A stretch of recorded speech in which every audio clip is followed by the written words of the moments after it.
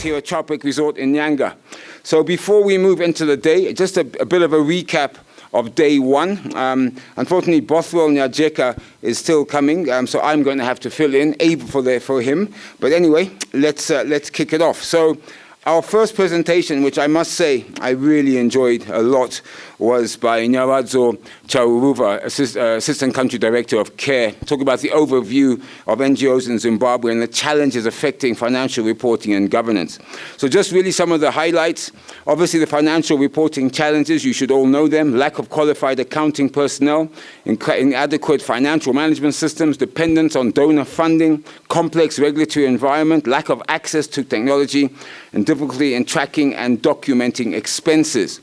Then, of course, there were governance challenges: domination by a single individual, lack of involvement of the board, lack of adequate control functions, lack of supervision, and also separation of roles, lack of independent scrutiny, lack of contact with shareholders, emphasis on short-term profitability, misleading accounts and information, and I suppose one of the big ones, corruption and mismanagement. And what are the consequences of all of this for you as NGOs and PVOs? Well, obviously, if you don't get these things right, you damage your reputation, and the biggie, which I think is the biggie, is loss of funding. I think that's one of the major issues if you don't put some of these things to bed and to right. And what you need to do, you need to build capacity for your NGO staff, you need to adopt technology and promote transparency and ability, and also donor coordination. Governance, you need to diversify your funding sources, multiple donors, streamlining of regulations, enhance regulations. Remember, Nyaradzo said that they seem to be contradictory, but they aren't. And board of governors, strengthen your board of governors. I think, Nyaradzo, I've covered most of the issues. Oh, all of them. Okay, right. Okay. Well, there you go. So very good presentation. And of course, you will be receiving all the presentations that were done yesterday and today. You'll be receiving them if you've given your email to the registration desk. We then heard from Samantha Musoke, ACA Project Director, Humentum, and Owen Mavengere, Director, ICAS.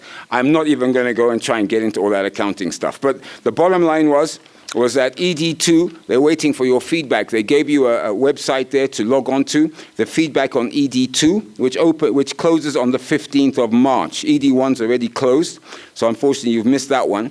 But ED2 is important, and I think she emphasized and Owen emphasized how please you must get involved, put your thoughts, your comments, your ideas, so that you can impact ED2 before it's released, because if you don't, you're going to get an ED2 which isn't really got any of our input into it.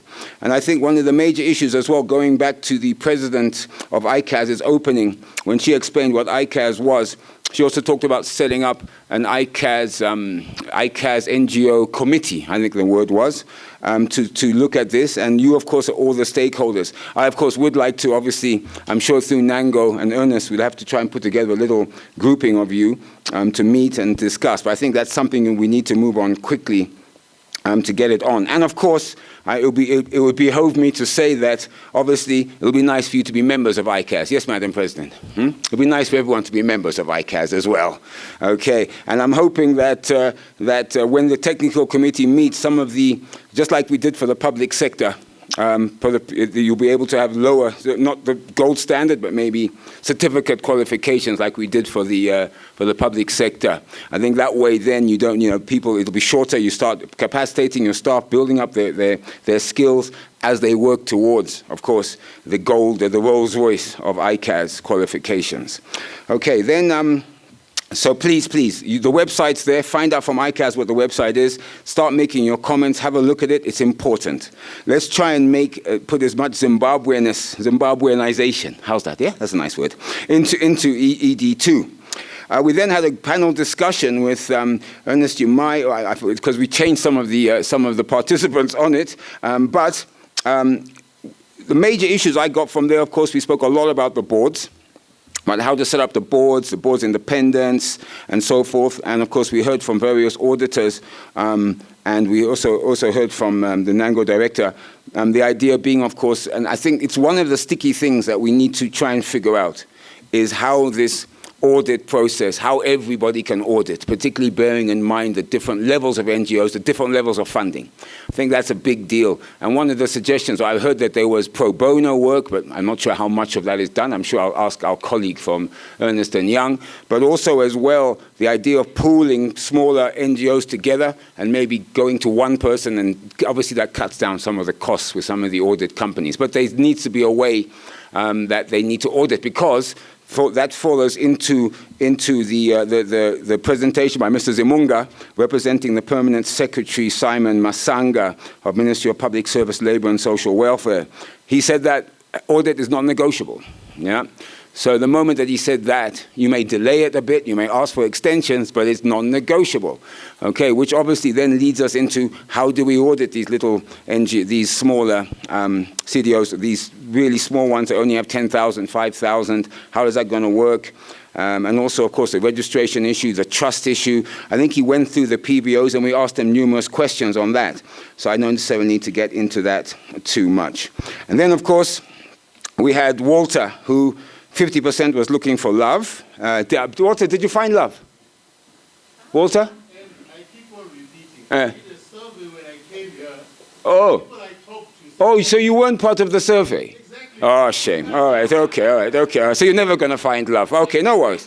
No, it's okay. We can dig that. All right, okay. So anyway, I think in a way that was it. But the overriding fact about yesterday was the agreement by everyone in this room that we need standardized reporting standards for NGOs. I think that if we start on that basis, yeah, we now have a basis to start with. And I have asked the ICAS team, particularly when Owen's presentation about the roadmap, I've asked the ICAS team to at least at some point at the end of this conference, possibly Monday or early next week, send us some of the things discussed and some of the resolutions, some of the things on the way forward for you to look at. Because I always believe that we can come to a beautiful place like Nyanga, right? But we're not here to have fun, unfortunately. We're here to work.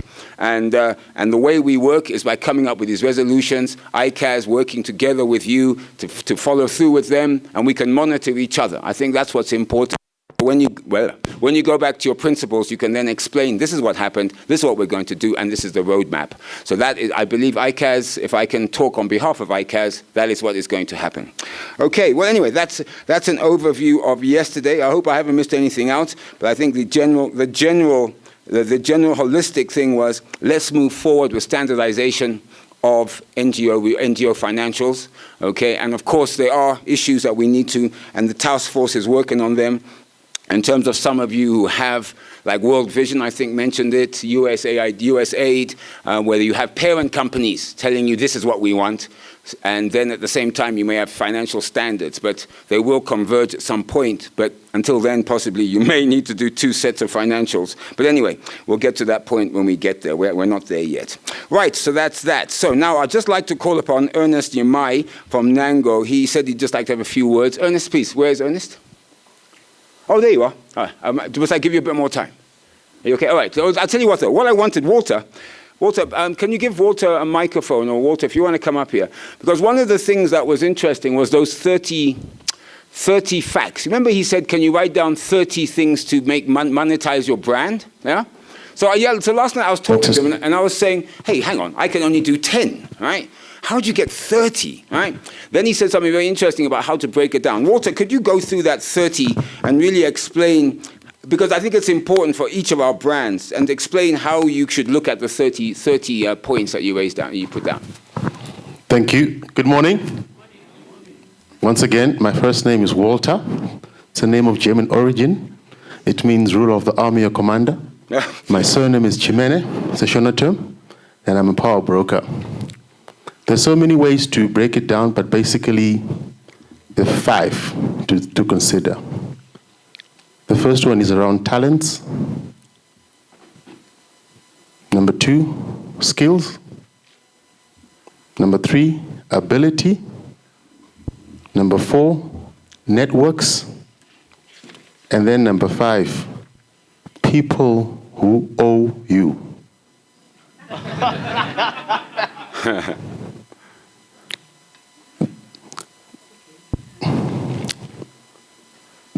The first quick thing is to know the difference. This you can do when you get time. The difference between talents, skills, and abilities. Many of us are confused about this, so invest time in knowing the difference. Then on networks, one of the most powerful models that is used by billionaires, they say you are 7 people away from breakthrough. So in other words, whatever you're trying to do, let's say in the next 15 months, it's important to identify the 7 people that you need to set up in your new network for you to convert. Many of us, one of our challenges is that we have people around us, either one, who don't matter in the scheme of things. Number 2, they're probably jealous or envious of us, so they don't add value.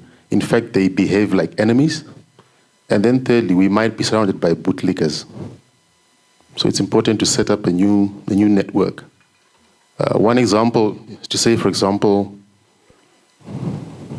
have a cabinet minister in your news circle, have a top media person in your news circle, have a tenderpreneur in your news circle, have a man of God in your news circle, have a banker in your news circle, and have a slave queen in your circle, as an example. As an example.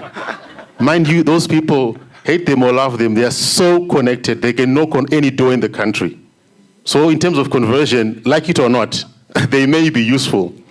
So it's something to consider. Then lastly, part of what's important with our brands is to decide how we can matter, at least at national level. So awards, recognitions, and endorsements, they matter. These days, most of our profiles, they're more or less the same. So what makes us distinct and different? It may be endorsements and recognitions. So every year, for example, in my path, for the last 10 years, I ensure that I have at least 2 global awards in my path. So those who want to work with me, if they say, send your profile, I then ask them which version. So in short, Andy, for now, that's what I'll say. Thank you. Brilliant. Thank you, Walter. Give another round of applause, please, for Walter. It's funny because I was looking just now at my 11. I had 11, by the way, which makes me hopefully above that 10 useless. I don't know what you said. But anyway, one of them, this is hilarious. One of them I said, my looks, right? Because then I could be an advert. Hey, why not? The other one, of course, thinking about Coco Motors, I said sponsorship. Coco, where are you? Anyway, but well done, Walter. Thank you very much indeed. Right, I'm still, okay, so Namai, yep, Ernest, you ready?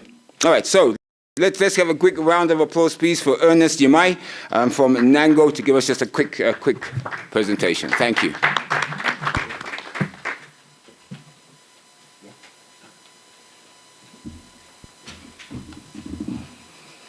Thank you, Andy. If you can allow me to use this one. Yeah. Sorry, you can dim the presentation. Thank you, Facilitator Andy. Good morning, everyone. Good morning. You seem to be tired already. No, that's fine. Thank you very much for another opportunity again to share 1 or 2 things that I think are very important to this convening. So in this presentation, I'm going to fuse the 2. I know in terms of our participants, we are mainly from the financial side of things, but I think it's also very important for you to appreciate, even from a programmatic perspective, what are some of the issues that we are trying to deal with as NPO sector or as civil society or as NGOs. Because normally when some of these discussions are happening, you are the people who always remain behind in offices, as accountants and as finance people. But I think it's also very important for you to then appreciate what are some of the issues that we are trying to deal with. So basically, I'm going to give a very short presentation around, there are quite a number of developments with regards to CSO legitimacy and accountability. And I think generally, if you look at different reports, pertaining to the state of civil society operating environment, there is generally a belief that the space is shrinking. And normally as finance people, you might not appreciate what are we really meaning when we say the space is shrinking for NPOs or for NGOs.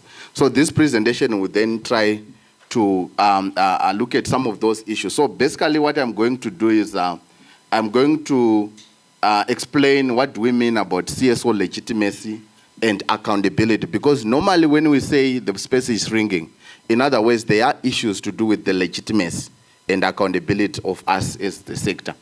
And again, I will also look at why CSO legitimacy matters as a balancing act. A balancing act because we derive legitimacy from different stakeholders. We want to understand when the communities that we serve, when they see us, what do they see? Do they see genuine development practitioners or do they see something else? But we also go to the regulators as well to say, when our different regulatory authorities see us, do they see genuine partners in development or not? But also the donors themselves, when they partner with us, give us the financial resources, how they see us, how they perceive us. So that's why the issue of legitimacy, sometimes these different stakeholders in the ecosystem, they might have conflicting interests, you know, in terms of even their expectations on us. So I also touch on that. Then I will also then demonstrate the intersectionality that is there between the legitimacy and also the civic space. Then also contextual analysis, where we are, what are some of the issues, reflections on the context, then how do we enhance our legitimacy and why accountability matters. So basically, to start off, I think it's very important for us to know that we are concerned about the issue of legitimacy and accountability because we are in a quest for an enabling environment for civil society. And when we talk about enabling environment, we are looking at those conditions that either allow us or prohibit us to do our operations in a way that maximize results and efficiency. So you would find that it's very important in as much as we are also looking at the issues of accountability standards and other things, how does it contribute to an enabling environment, which is the ultimate goal that we would want to achieve. So I think it's also very important that we understand what are we calling legitimacy, accountability, and the civil society. So the first aspect is legitimacy is a generalized perception that the actions of an entity are desirable, proper, and appropriate within some socially constructed system of norms, value, beliefs, and definitions. That's why I said when the community see us, what exactly do they see? So that narrative we always talk about, we are trying to shape the narrative. When we talk about shaping the narrative, we are trying to demonstrate the legitimacy such that those stakeholders that we work with, when they see us, they see genuine organizations that are doing something that is desirable and something that conform to the different legislations, regulations, and social norms. Then accountability is simply oversight over the fulfillment of responsibilities. So if we talk about accountability again, we look at accountability to different stakeholders, accountability to the donors. Normally, this is an area that we are always concerned about because it's directly linked to issues of fundraising and social mobilization. But again, we need to be accountable to the constituencies or the beneficiaries. You know, are we really providing the services that they need? And are those services transforming their lives as per our objective and purpose of existence? Then lastly, what are civil society at the end of the day? We are non-profit organizations that represent and implement the interests of the citizens. That's why yesterday I said we are brokers between the communities and the youth bearers. So why CSO legitimacy matters? Especially in this context where generally people are saying the space is shrinking. The first or central to it is that we derive our power and mandate and our power and authority from the mandate. So yesterday you heard Mr. Zimunga emphasizing to say we give you a certificate and in case you want to change your objectives, you are supposed to apply for an amendment to that registration certificate. So it means for you to be able, the first legitimacy that you are always looking at is, am I doing things that are in line with my purpose of existence? And the purpose of existence in the NPO sector is what we call a mandate. A mandate is the objectives that you have been set to achieve as an organization. So the first thing is legitimacy matters because you are supposed to be doing the work that you are supposed to do. And again, there are issues to do with pushback or defend the space. So there is always a discussion between compliance versus defiance in this sector, where sometimes our regulators demonstrate appetite to control and regulate the sector in a way that can actually impede our ability to do our operations. So it's not every time that we go by, the route of agreeing to everything. Sometimes if we really feel that this instrument, this legislative instrument or this policy might actually result in us failing to do our work properly or effectively, there is need for a pushback. But pushback only makes sense if we are doing that from a position of strength. So there is a saying which says it's better to be on the right side of a bad law. There is a bad law, you do an analysis, you really understand, but you are pushing it back from a right side or from a good side.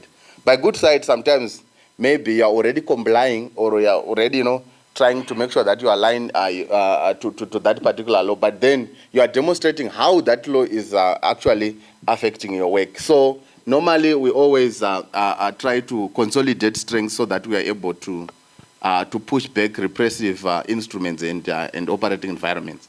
Then you are also supposed to be visible in the community where you operate. You should have the capability to listen and also to express solidarity. Where some of our colleagues are facing challenges, we are supposed to stand with one another. We are supposed to be visible in the communities where we operate, rather than people only know you by the type of car you drive. They've never seen you in the community doing the work. Always talk about being caught in action, where you are actually doing the work that you are supposed to do. But also you need to demonstrate that the activities that you are actually implementing are contributing to the stated goals. And also you should be advancing a cause that is seen and shared by the society. Hence the whole idea around localization, to say this program that we are coming up with, are we really involving the people who are supposed to benefit from those interventions? Or we are just seated somewhere in Harare, you come up with a proposal, you get the money. That's why sometimes we have challenges with the local authorities, because they only see us once the grant is already approved and it's supposed to be, implemented in a certain area. And then the donor, on the other hand, is also pushing for the work plan to say, but now you have not implemented anything.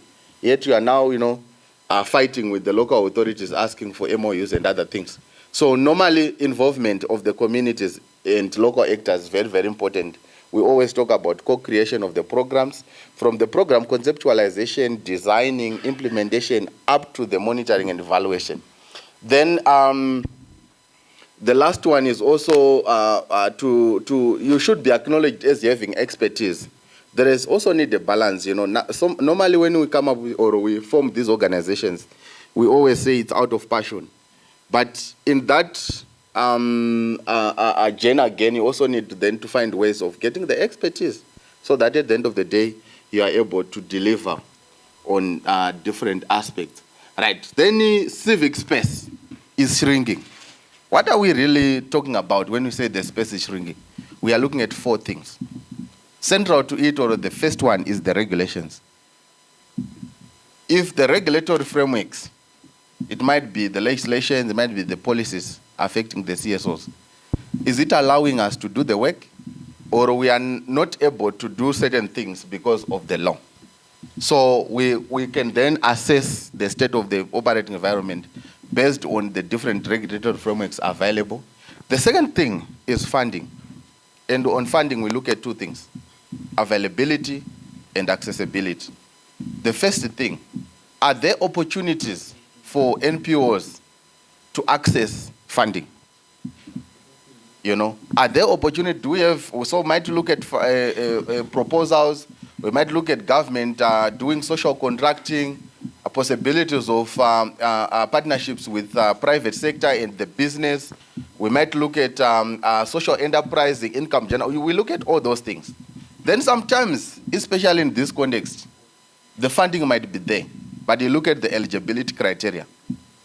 You go on funds for NGO, you look at a lot of proposals that really aligns with the work that you are doing, but they say, for you to apply for this funding, you should have managed at least 300,000, and you are operating with a shoestring budget of 10,000.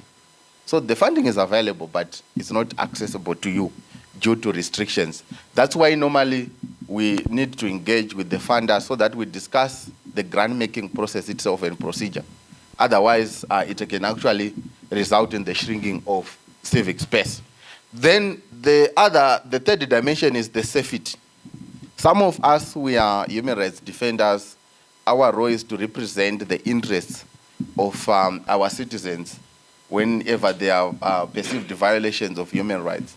And we always look at issues of prosecution, intimidation, and many other things as it pertains to the human rights defenders. As long as there are attacks, there is harassment, and there is a generally negative discourse around the role of human rights defenders, then it can actually lead to a conclusion that the space is shrinking. Then the right to participation and influence is the last thing. We are always, as part of our work, we might be purely humanitarian, where we are providing food, we are providing, it might be harmonized cash transfer programs, but at the end of the day, there is an advocacy element to it. As you are doing that, you are also picking some gaps, and you would want to engage the duty bearers and actually try and push for a certain initiative to say, I think we can do better as a country if we do a BCD. So you should be able to engage. You should be able to be on the table where critical decisions are being made. And you should be able to influence. It's not only about participation, because sometimes participation is tokenistic. You are just there. Because right now, globally, it's a good practice like what Mr. Zimunga mentioned yesterday. All countries are challenged to adopt the whole of society approach. And if you look at the whole of society approach, it recognizes the role of civil society or NPOs as the representatives of the communities.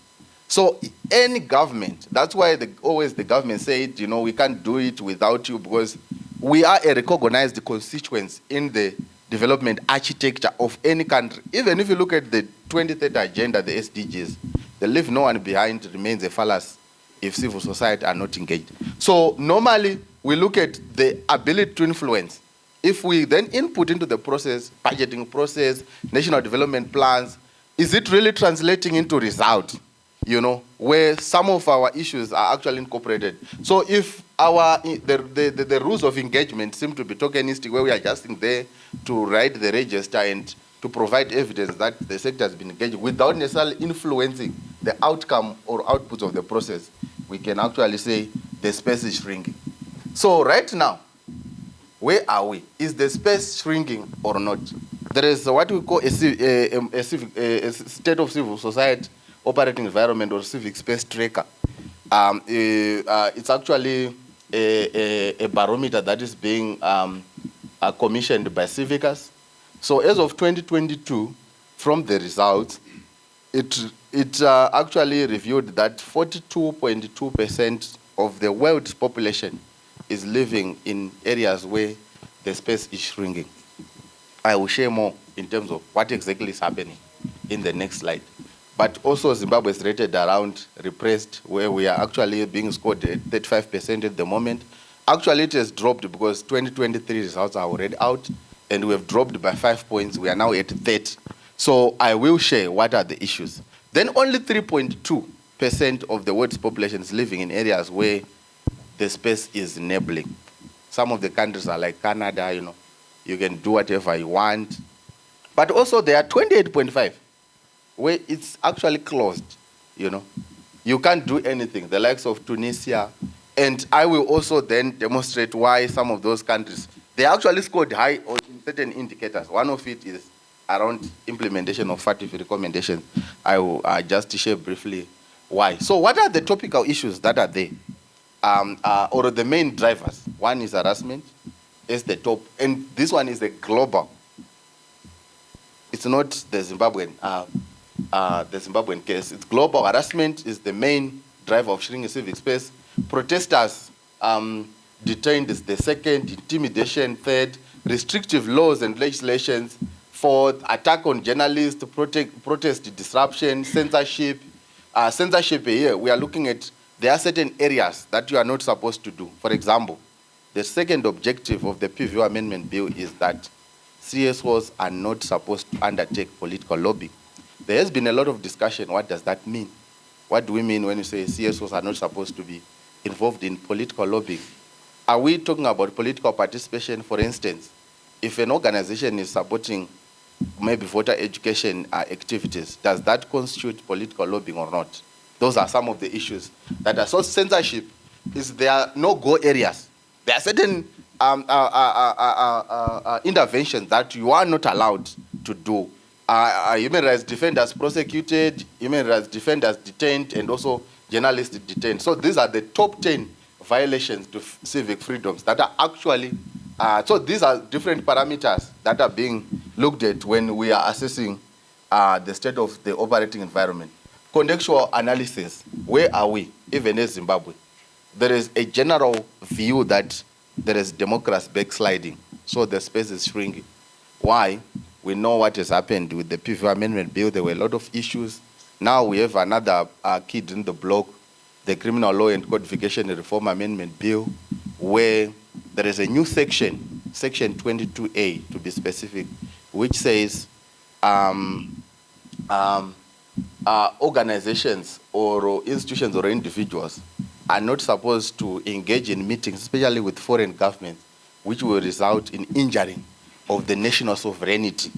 Or if you are involved in any meetings that are perceived to be against the national interest, you are actually are supposed to be prosecuted for that. If it's an aggravating circumstance where through that meeting, it then results in trade embargoes or economic embargoes against the country, it can actually lead into death penalty. It also includes clauses like ethical hacking, where, as part of the security agents can actually do ethical hacking of information, and if they find out that you are plotting something that will result in injuring of the national sovereignty, you actually are supposed to be prosecuted. And it also introduced what we call proxies. If Nango, my officer at work, went to a meeting in Geneva, and through that meeting, it then resulted in trade embargoes or sanctions against Zimbabwe, both the board chairperson and myself, we are also answerable. So we can be prosecuted because of that. So generally, because of some of those legislations and also operational modalities, we have seen a lot to do with issuance of circulars by local authorities asking for MOUs. Some, they are changing, the timelines where we, in certain areas, organizations used to have an MOU running for 3 years, but now they are saying it's only for 1 year. There is a fee for the processing of MOU in certain areas to the excess of $2,000 US. Then there are also costs to do with the renewal. After every year, you're supposed to in one of the city council, and I will mention because it's there in their budget, they actually included that as a tariff. Just imagine, to say you're supposed to pay 2,116.50 cents. I don't know what was the calculation, the computation of that figure. And then accountability and legitimacy of CSOs is also being questioned. So when we are looking at the drivers of shrinking civil space, it's not only external factors. Like we have talked about legislations, we have talked about also funding. Our behavior as well can equally contribute to shrinking civic space. I talked about the balancing act, legitimacy. When the communities see us, what do they see? I happened to be in many radio sessions or even television sessions where during the session there is an opportunity for people to ask questions. The general perception, there is a disconnect. If you go to the public, before we go to the government or other regulators or funders, the public themselves, the narrative that is there, colleagues, I want to be honest with you, it's quite bad. They see people with a lot of money, living lavish life, they see a lot of wealth accumulation. Even in your own suburb, you are the person who is driving the most expensive car, staying in the most beautiful house, So that then shapes the narrative to say, when they see us, do they see people who are after social welfare, or they are actually seeing someone who is making a lot of money, free funds? The definition of free funds, when we engage the bank to say, no, civil society money, it's actually free funds. when they see free funds, they see a situation where you have 10,000, you can just decide to say, tomorrow we are going to Kariba for a retreat, we will spend 8,000, all those things. So there is a lot of work that needs to be done in terms of shaping the narrative. At the moment, that's why even in as much as we were trying to influence even the PVO amendment bill, it was quite difficult because the constituents base should be the communities we serve. Yesterday, she mentioned, she's in red dress today. She talked about it to say, you guys, I just know of the figures, of funds that you normally have. But on the ground, just imagine, she's a professional. She has a Twitter account, she has a Facebook account. It means even if you go to the Facebook, there is nothing that is there to really demonstrate what we are doing. So there is a problem there. So we are also contributing to the shrinking of civic space because even our beneficiaries seem to be having reservations. Then the issue of decolonizing aid and shift towards homegrown solutions and local-led development. Yesterday, we mentioned about the issue of localization. So what we are saying is there are a lot of new developments that are happening where we are trying to push the agenda of making sure that we localize we localize development. How? We are looking at the program design itself. It has to be community-driven, and you are supposed to co-create the program with the communities. In 2016, during what we call World Humanitarian Summit, which is a platform purely for international NGOs to look at the humanitarian architecture, they come up with what they call the Grand Bargain. The Grand Bargain, they committed to say, colleagues, we are investing a lot of resources, but it's not giving us results. Why? The implementation arrangements needs to be revised. One of the issues is we need to shift the power. The shifting the power campaign says that the international NGO is not supposed to be an implementing partner. It works with a local NGO because a local NGO have got a better understanding of the context. Laws, it might be the community needs, it might be the development thrust of the country. Then even the local NGOs, some are CSOs, where you actually operate across the country, and you have you are operating across the district, so you are always traveling, and there are a lot of resource leakages when you are through admin and FIO and other expenses, T&S and other things. Then donors are also downsizing funding generally. Even if I think some of them, you know them, they are no longer supporting civil society, or the funding pocket is really changed. Then funding repurposing is also a new issue. There is now emphasis on climate change. There are now issues to do with drug and substance abuse, mental health. So the donors are also slowly shifting their focus. And sometimes we then align to that, adapt, and then change without changing our mandates as well. Reimagination of the role of CSOs by states and the CSOs themselves. So from the states, even in Zimbabwe narrative, the government really see us as development partners, which means they are looking at people who are purely doing social protection. The moment you start talking about democracy and governance, you automatically become an enemy. Then CSOs, again, we're also reimagining ourselves to say, okay, because of all these other issues that are coming, securitization and weaponization of international standards, FATF, Recommendation 8, where all countries are actually using it as a green card to then intensify the regulatory frameworks against the NPOs. And as part of the FATF, actually, one of the unintended consequences has been shrinking civic space. Right now, they have actually revised the recommendation itself and also its interpretive notes.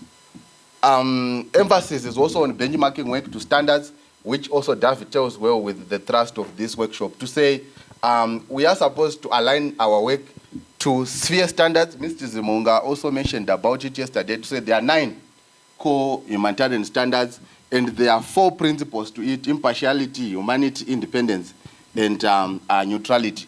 So you'd find that all countries are now supposed to benchmark their work to the standards. There are also 9 core principles, what we call instable principles, which talks about issues of gender equality, environmental sustainability. I remember Anes also talked about it yesterday, to say social impact assessment is also important. So if you look at the instable principles, it actually adequately provide for that. Then how do we, what are the sources of legitimacy? Self-regulation is the good practice. You need to benchmark your work to standards. Ownership of the project by the beneficiaries. Result monitoring and evaluation. We are supposed to invest in what we call output and outcome harvesting so that we are able to showcase the impact. Then transparency and accountability, I cannot overemphasize. Coordination and information sharing. So we are supposed to also look at the collective impact. We always talk about building collective power as civil society. Then why accountability matters, this one I think we've tied on these issues of maximizing value for money, feedback mechanisms. Then accountability mechanisms that are there in terms of the good practice. You are supposed to have regular feedback meetings with your constituents. You are supposed to have your AGMs. You are supposed to make sure that in all your governance structures, there is representation of the caucus. If you work with women, women should be in the more like the leaders. Even at community level, we are now talking about community system strengthening, where we now have a layer of other staff members in communities. Then accountability meetings are also important so that you subject yourself to intense scrutiny by your constituents. So what are the issues? We need to reimagine ourselves. Standards are coming. Accountability and legitimacy is questioned. There is bad publicity. There is also misinformation and disinformation that we need to counter. Then we also need to work towards innovatively consolidate democratic spaces to build sustainable models of development. So we need to go beyond superficial results. The idea of ticking, what do you call it, log frames, you know, and also touch and go basis. Today you are doing climate change. Next 6 months, you change, you are now on health. So if people want to locate you to say, what exactly are you doing, even for you to harvest your results, it's very difficult because you are all over. We also need to shift power to community so that they are able to vouch for us.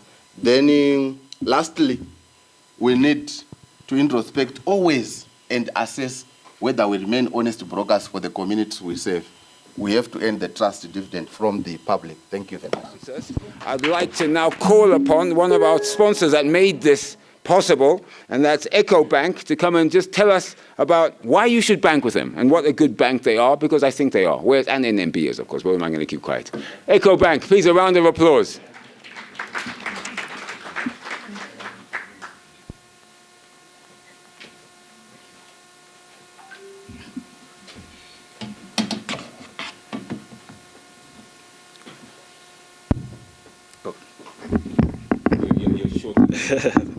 Precisely, yeah. Can I have my slides?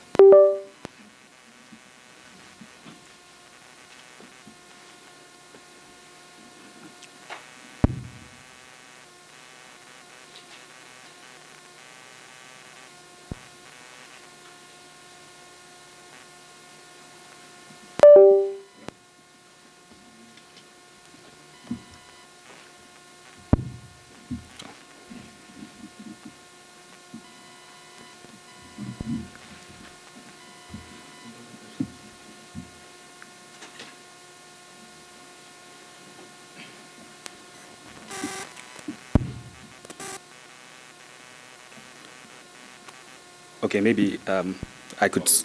Yeah, well, yeah, we can start. Good morning to you, ladies and gentlemen.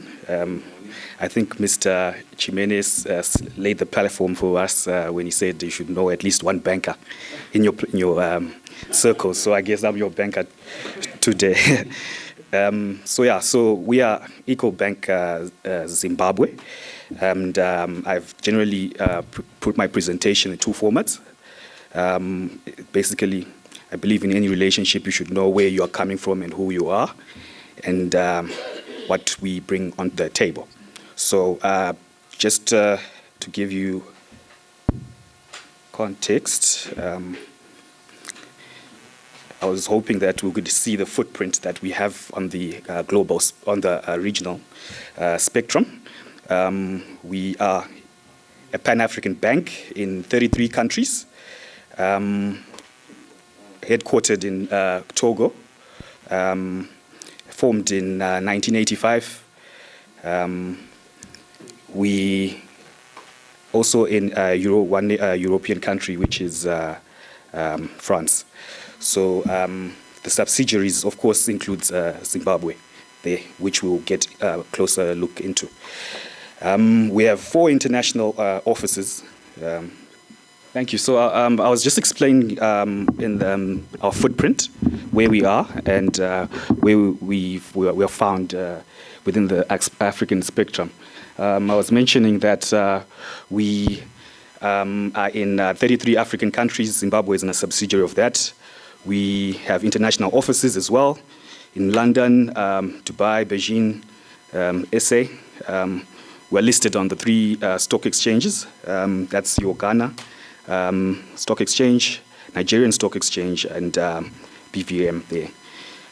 Just to give you context of how big we are, we serve 32 million customers.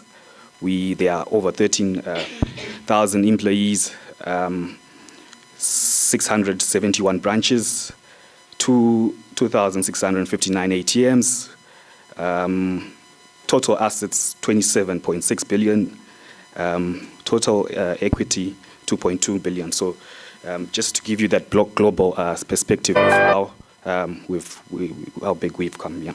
And then on the customer side, we serve quite a chunk of NGOs. We are quite serious in that space, which is why we've followed wherever you've gone, and we believe we are quite partners in growing this initiative together. Just to name some of the few customers there, we've got UN organizations, they are banking with us, WFP, Help from Germany, K International, I think she spoke about the initiatives we're working together with, so which is, as well as Your Vision, World Vision. So our shareholders, there you have it. We've got Nedbank. They're coming with the biggest chunk at 21.2. This is Nedbank South Africa. And Qatar International as well, coming through with 20.1 there. And then Arise BV, PIC, and then the rest contributing the 30% thereof. So yeah, that's exactly what we are made of on the shareholding or capital space. And then our vision is obviously to build a world-class Pan-African bank and contribute to the economic development of financial integration in Africa. We believe that we are the solutions that are homegrown, so we need to impact this in our communities, and what a better way to work with NGOs and that are involved in that space as well. And then our mission, obviously, is to provide all our customers with convenient, reliable financial products and services. We want to meet you and understand your needs, as well as offer the solutions. You know, I always mention that banking is an art. There's never one similar picture or one size fits all kind of a solution. So we get to want to interact and listen to you, which is why we follow you. Now on to EcoBank Zimbabwe. Our journey comes from 2002, where we were a discount house, from a premier banking, I guess. In 2004, the license was converted.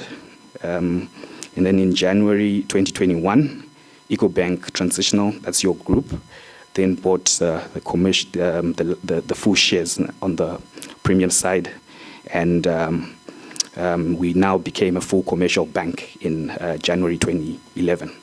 Precisely, that's exactly where the journey started for us. Our local presence, as you can see, we are in 5 regions or 5 cities. Mutare, Bindura, Harare, that's Kwekwe, as well as Bulawayo. And obviously our head office is in Borodon, Semlevi there. By the way, we're building another head office as well, or rather we're moving from being a tenant to a landlord now, next door. Hopefully we won't pay the 1% tax. Yeah. Anyway, our branch network, we've got 11 branches. Harare having the most with 6, and Bulawayo coming through with 2. It's important to note, like I said, we're quite serious on the NGO space. We've got an NGO center in Belgravia. So it caters only NGOs. I mean, we understand what your needs are in terms of wanting quick access to your resources that you would have sourced. And we seem to be doing well in making sure that we offer you that service. You know, you are a special kind of brand. So it's important that we don't really categorize you with other SMEs or local corporates, because your needs are obviously different. And I think we try to cater to that. Anyway, our ATMs, all our branches have ATMs, so it means there's access to cash for you. I know sometimes you may need to conduct your projects or programs, and there's a general desire to pay cash, and then we should be able to then offer you that service seamlessly as well. It is important as well to note we are opening another branch in Gweru to make that 12 branches. So that's growth for you there. In terms of the value proposition now, obviously I did speak about the footprints across Africa. We're strategically placed to deliver the service. Our flexible solutions are fully customized and are delivering through the most extensive banking network. We believe we have the local knowledge. We believe we can meet your needs. As I had mentioned, that we've come far as a bank, so we understand the markets better. Customized solutions as well there. We take the time to understand your business needs and designs various solutions to meet those needs as well. And then one bank concept. We operate on a bank concept with a relationship coverage model at all various locations in Africa. This gives customers unique experience for banking with us. And then our model now. So it's basically divided into 3. Each one of you should sit in any of those. We've got corporate banking and investment there. The products that are coming there are your fixed income, FICC products, cash management products, loans and liquidity, investment banking there. The customers that we serve in that space is your governments, regional corporates, regional institutions, international organizations as well. Those are the larger, or the big brother, we should say. And then on the commercial side, we've got the working capital financing solutions. We've got asset financing, business prepaid cards as well, which I'll speak to in the next slide, bank assurance, trade finance solutions, digital products, and collections, which I'll also speak to in the next slide. This is where you guys would fit most of you, in terms of the categorization. This is your local NGOs, local government agencies, faith-based organizations, educational institutions, as well as healthcare institutions as well.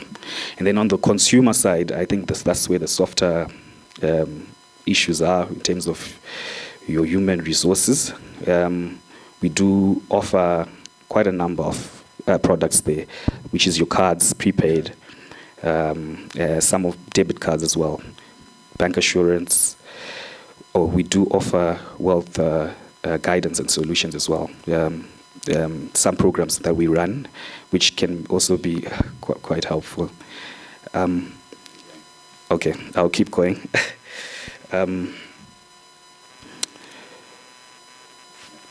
There we go.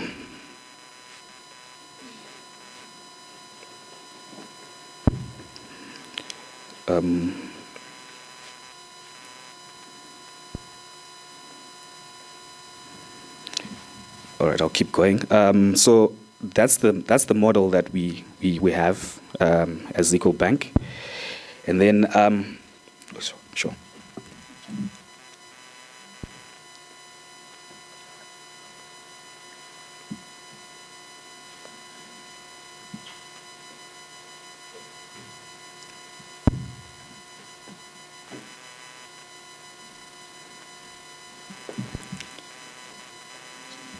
So what do we bring on the table is the question. You've understood where we come from and where we're going.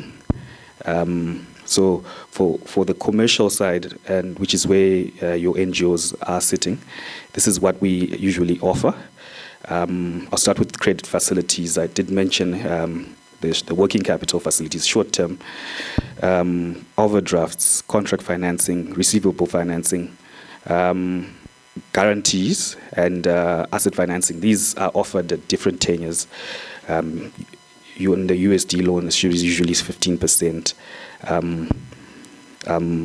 Yeah, and the like. And then on cash management side, which is where you guys usually transacting the most, we have your domestic payment solutions there, international payments. We offer efficient solutions to your USD payments or Euro payments and Rand payments. And then I move on to the digital. We do have quite a number of digital technologies there. Your Omni Plus, your Omni Lite. That's what we use for our internet banking there. The products is efficient, I mean, on bulk payments, and you should be able to upload bulk payments on that platform quite easily without interruption. So we regard it as one of the best on that space. And then I now move on to the consumer side. That's your employee side. These are the major services that we are offering. Current account, savings account, internet banking, debit card, prepaid cards, a USD, mobile banking application, as well as USSD, loan facilities, bank assurance products. So on the personal banking side, we're offering personal salary-based loans, maximum tenure 36 months, limit up to 50,000, interest rate 15% there, upfront cost 9%. This one is quite popular as well because, I mean, who wouldn't want a loan and who wouldn't want to grow themselves? And, you know, I'll borrow from Mr. Chinimene again, who did mention that you need to, you know, grow your space. So that's that for personal salarized backed products. And then we've got asset financing as well. If you do find yourself wanting to buy a house or you want to improve your house, we do offer you 16 months tenure of loans at a limit of 250,000, interest rate again at 15. Obviously, you do provide your title deeds if you have as security. And then on the last product there, on the consumer side, that's your vehicle financing. If you find a nice vehicle for yourself that is below 10 years, we should be able to finance it and use that same vehicle as security as well. The limits are 250, interest rate at 15. Yeah, and that's that for consumer. And then the awards that we've won as a bank since 2016 are up on the screen. We believe we have moved in leaps and bounces, having started in 2011.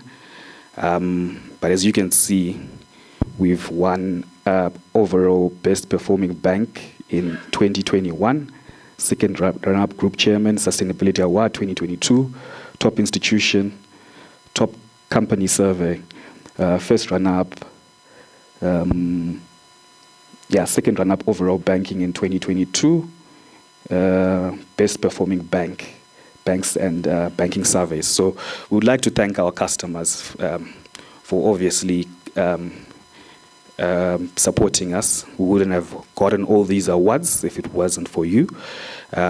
We believe that our relationships continue to grow, and we continue to move in a similar direction together. And obviously,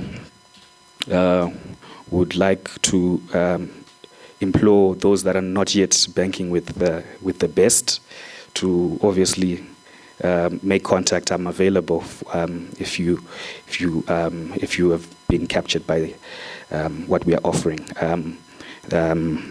I thank you so much. Now, our next speaker, of course, is someone who should be hopefully well known to you. If he isn't, well, I'll explain who he is. Bothwell Nyanga, he's the ICAS Public Sector Task Force Chair and past President.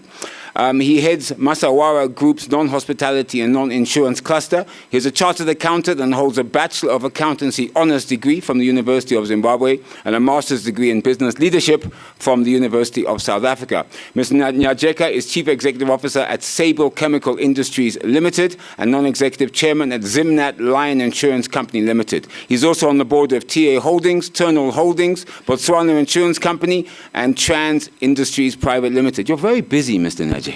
Eh? Yeah. Mr. Nyanga previously occupied the position of non-executive chairman of ZB Financial Holdings Limited. A big round of applause. Bothwell Nyanga. Well, you can keep clapping. Thank you. Sure, Bothwell. There's your present. Thank you. Thank you, Andy, for the kind words.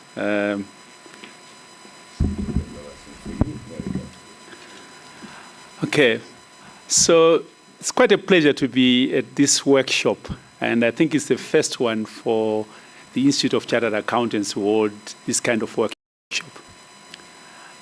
Before I go into my presentation, I just want to take you through a journey that I've traveled in my life and my experiences that I've had in my life.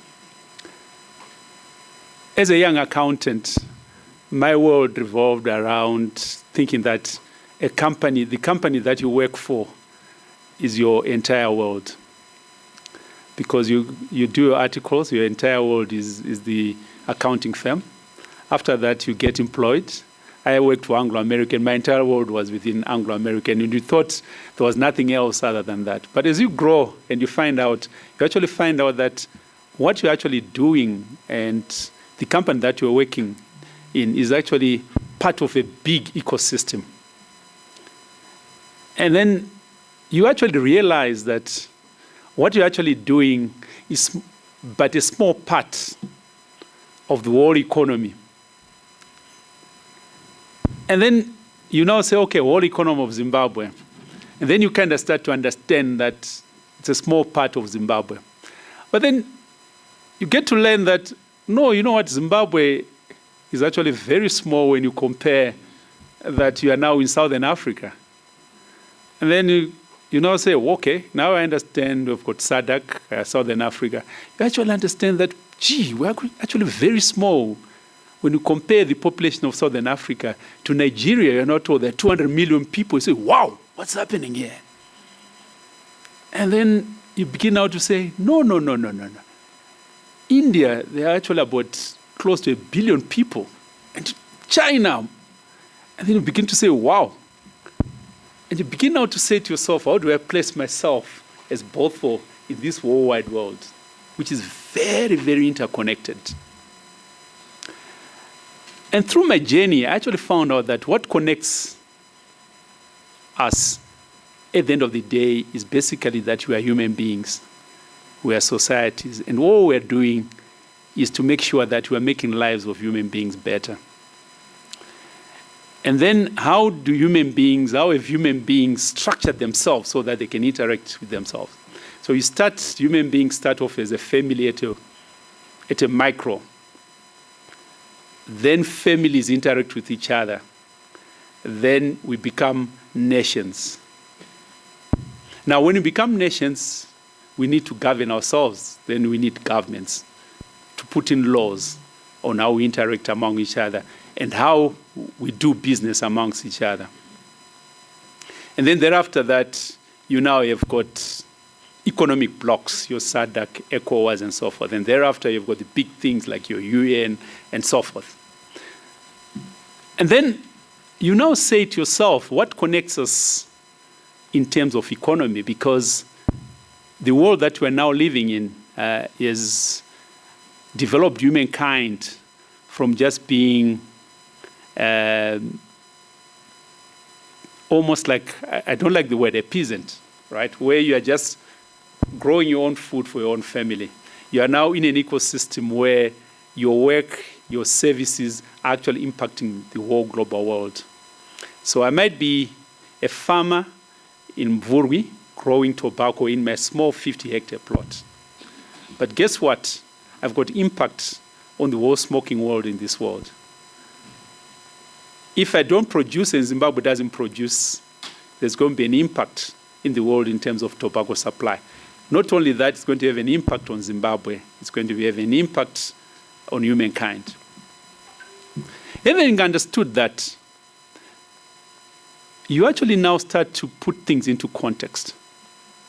And you say, what are the big actors in human society as we know it? You actually find out that the big sectors in human society are actually governments. And there are other sector, which is the non-governmental organization. Because this is another sector, it's not a government, it's not elected, but these are like-minded people who want to make a difference in the world. So you get people like Bill Gates saying, I've made all these billions, but you know what? I'm just going to leave my family with just 10 million, and then the rest I'm going to donate to humankind for various causes. So when you look at that, you actually see that the biggest economies and the biggest money flows in this world are actually driven by governments and non-governmental organizations. That's where the big money flows are. And then, as the Institute of Chartered Accountants, we went on a soul-searching journey in 2014-15, and we said, we have done a lot of work developing accountants for the private sector. But when we look at the continent that we are in, the private sector plays an important role, but when you look at money flows coming into the country or being spent in the country, the private sector cash flows are actually lower than what is spent by government and what's brought in by non-governmental organizations. It's a fact, all right? So we say to ourselves, how do we play in this sector? Because if you are playing in a sector that is small when you compare to this, you end up being irrelevant, because the sector that you are playing in, whilst people understand it, but impact on people is very limited. So if we can do good in government, do good in the NGO, we actually impact lots of lives. And then when you look at the economies of Africa, and Andy can confirm that, and here I'm just talking as a layman, I don't have any statistics, but from my experience, you look at African economies, the big players start off with government. And how does government get its money? It gets its money from taxpayers, taxes mainly.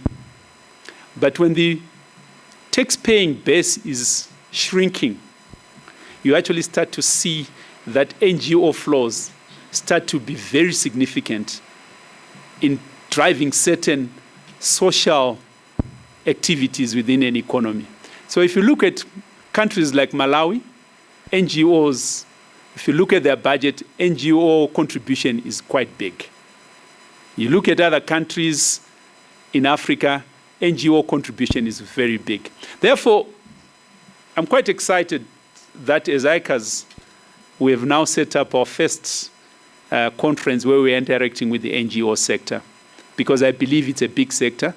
And given what's happening in Zimbabwe, I think the NGO sector is going to be playing a bigger role in Zimbabwe.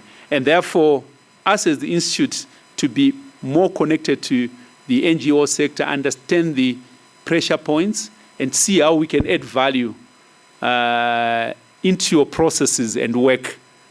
And we work together, because this is a joint effort, ladies and gentlemen. No one has got a template. We have to work together to develop it. I know I didn't come for the recap, but having grown in a society where even when you are not there, you know what is happening. I've been told, I had a couple of C10s who told me this morning that, Ms. Nyanga, the key issues, and thanks, Andy, for holding the fort for me. The key issues that came out is, number one, NGO sector, there are issues around governance, understandably so. There are issues around capacity to employ accountants. There are issues around cash allocations. And issues around capacity to create systems. And how can the Institute assist on those issues? My brief in those assistance on that, the good thing about it is when I'm talking to you, there's always a president in the house. So I can only download it to Madam President that these are the issues.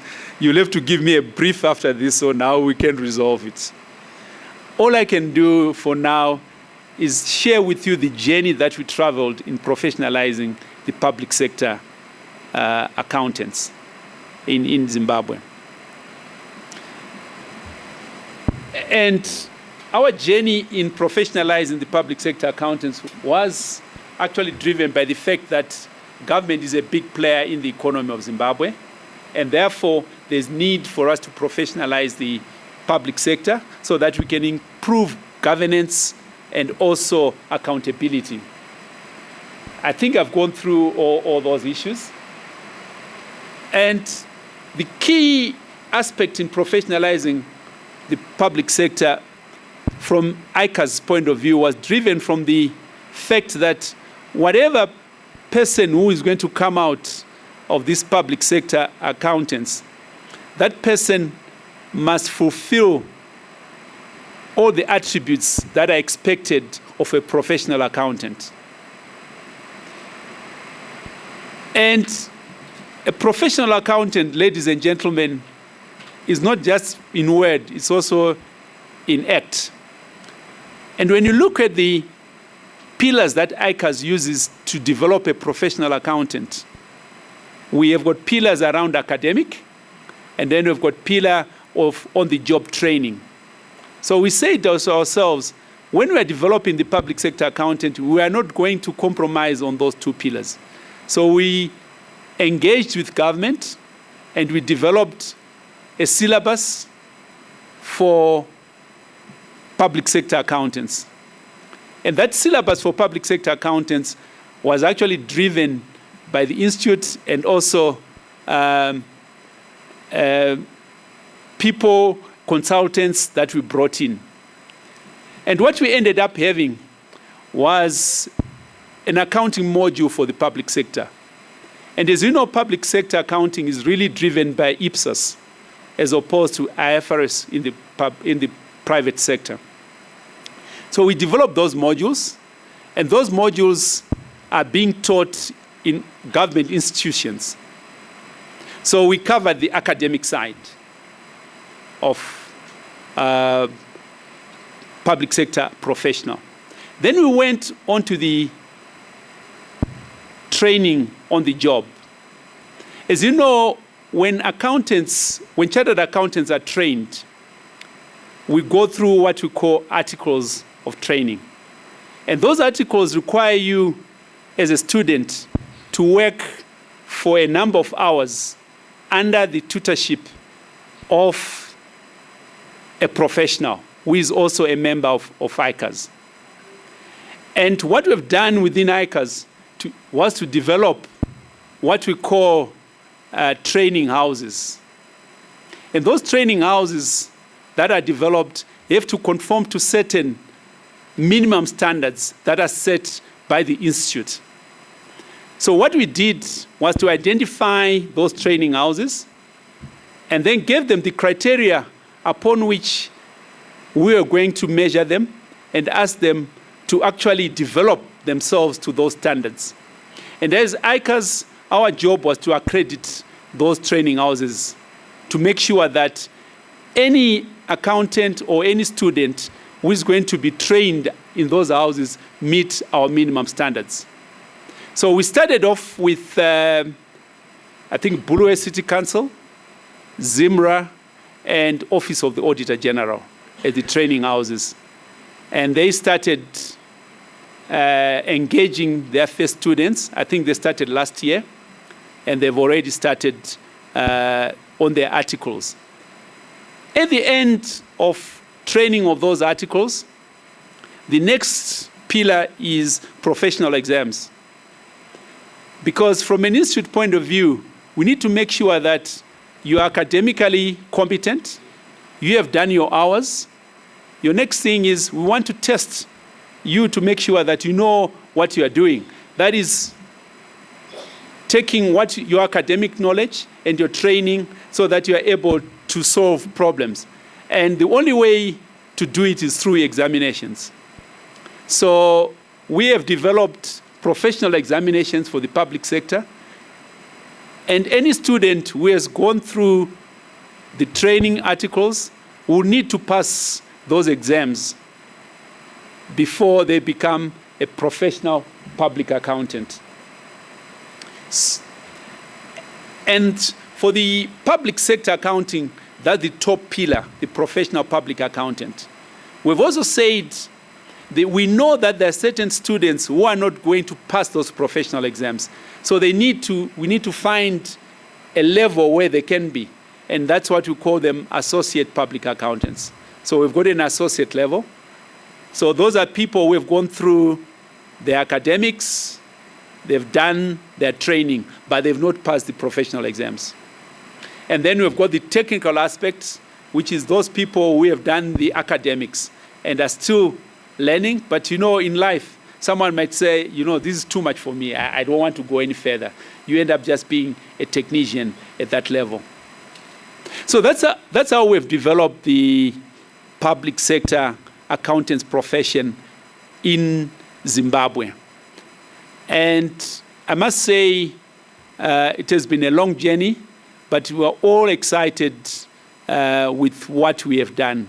It's still early stages at this point in time, but I hope that in 50 years' time, someone amongst you will be standing in front of this august body and saying, look, we also managed to develop NGO sector accountants, borrowing from what the Institute of Chartered Accountants did on the public sector.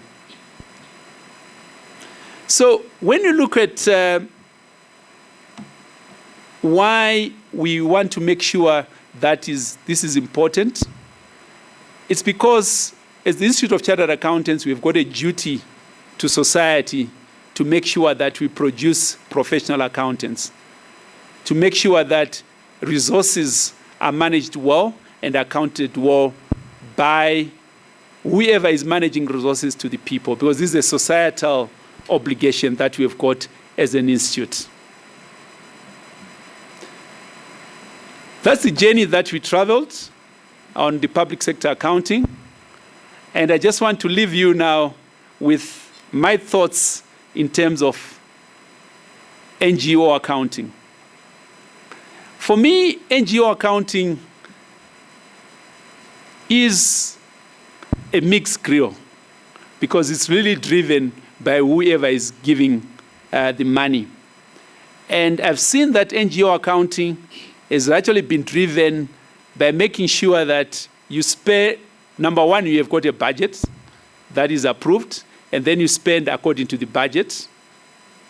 And you also now need to present your reports to make sure that you have spent the money that you have gotten from people to achieve objectives that you actually gave to those people.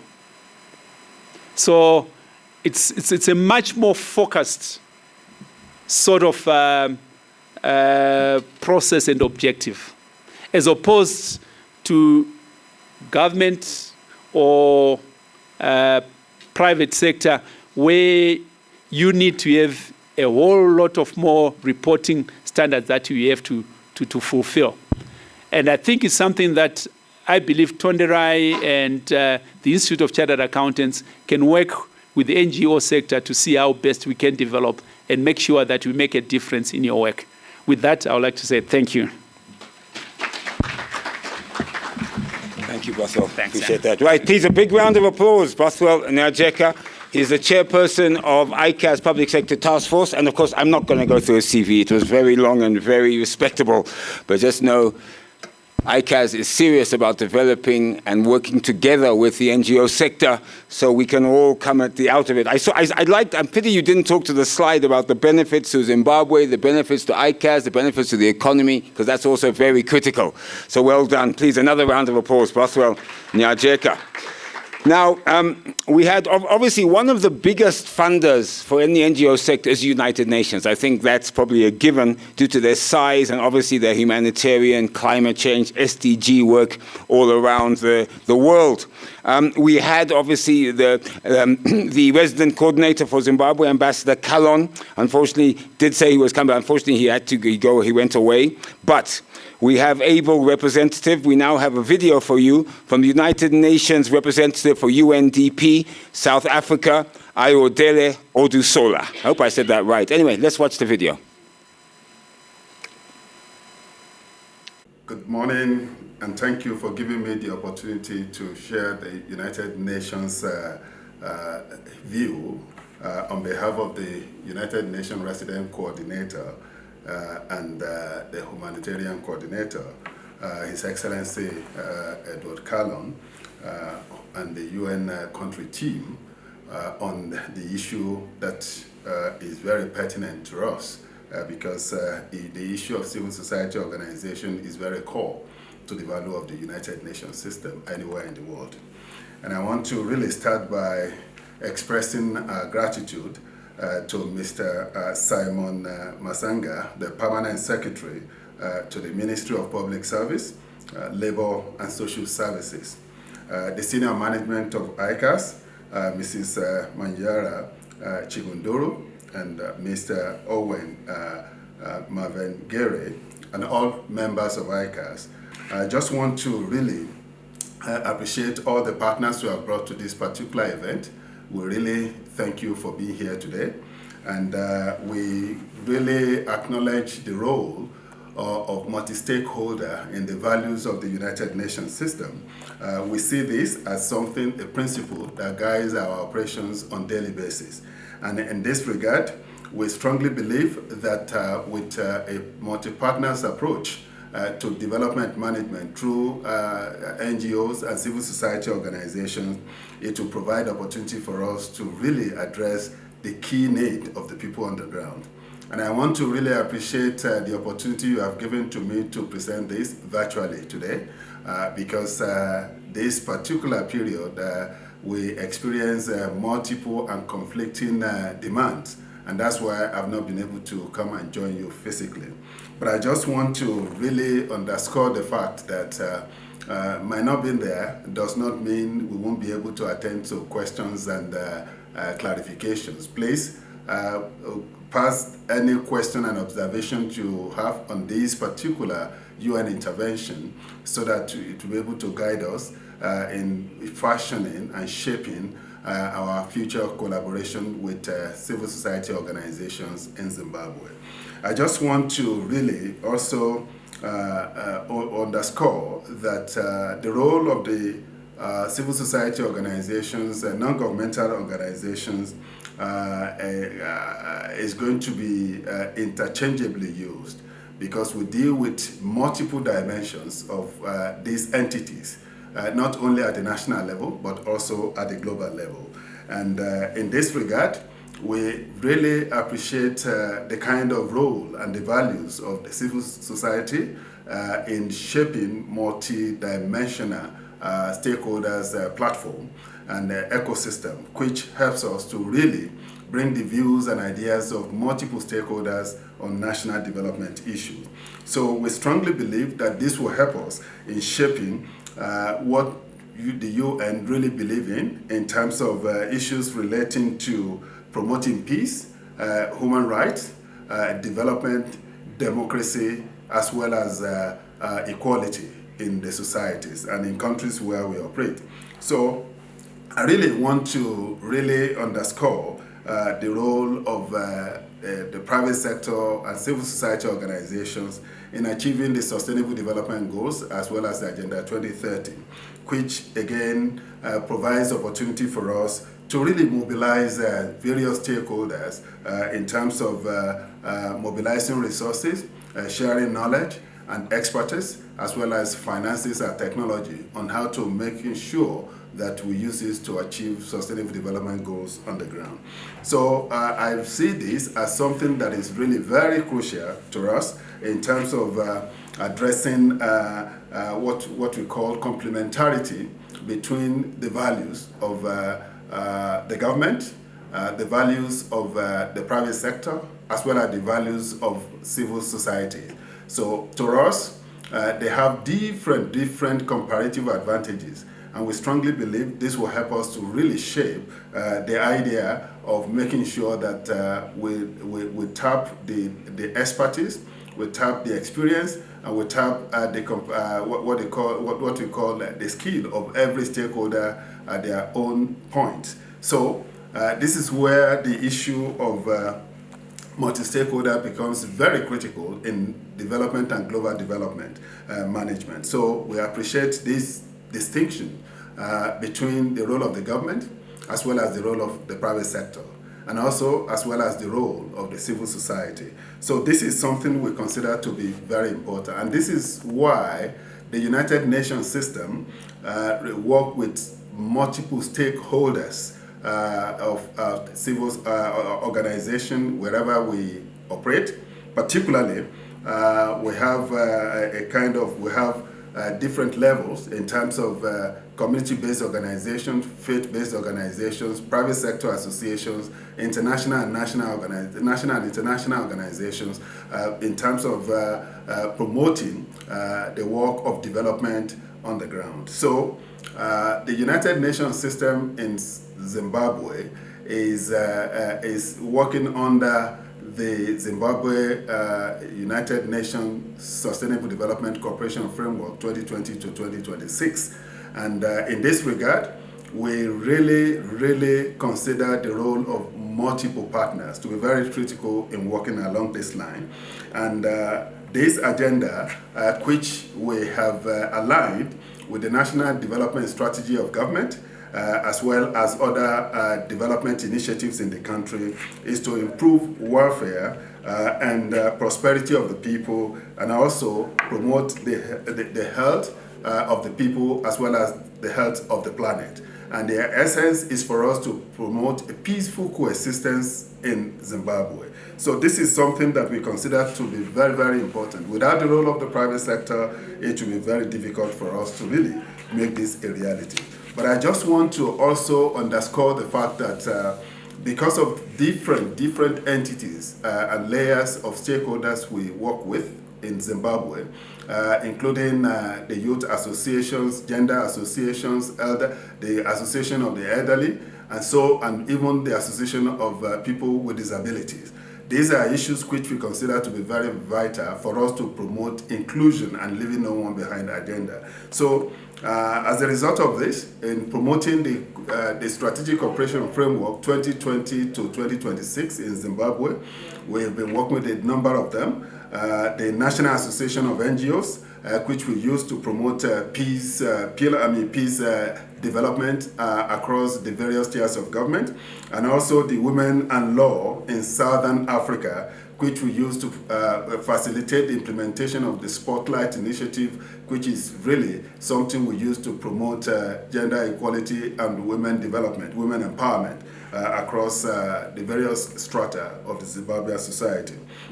We also, in terms of what we've been doing, the Legal Resources Foundation, which again is one of the NGOs used by UNICEF in promoting what you call legal aid to really support people that are highly disadvantaged in society. And also we have what they call the Apostolic Women Empowerment Trust, which again we use to really promote women empowerment in the society.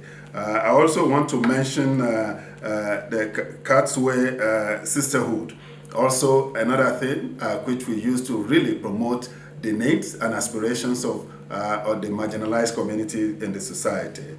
Also within the private sector, we deal with so many associations of the private sector, including the Zimbabwean National Chambers of Commerce. And the idea is just to make sure that we bring everybody together to ensuring that leaving no one behind agenda is achieved. We intend to leave no one and no place behind on development trajectory. And this is the role of the United Nations system in Zimbabwe, which we intend to really achieve.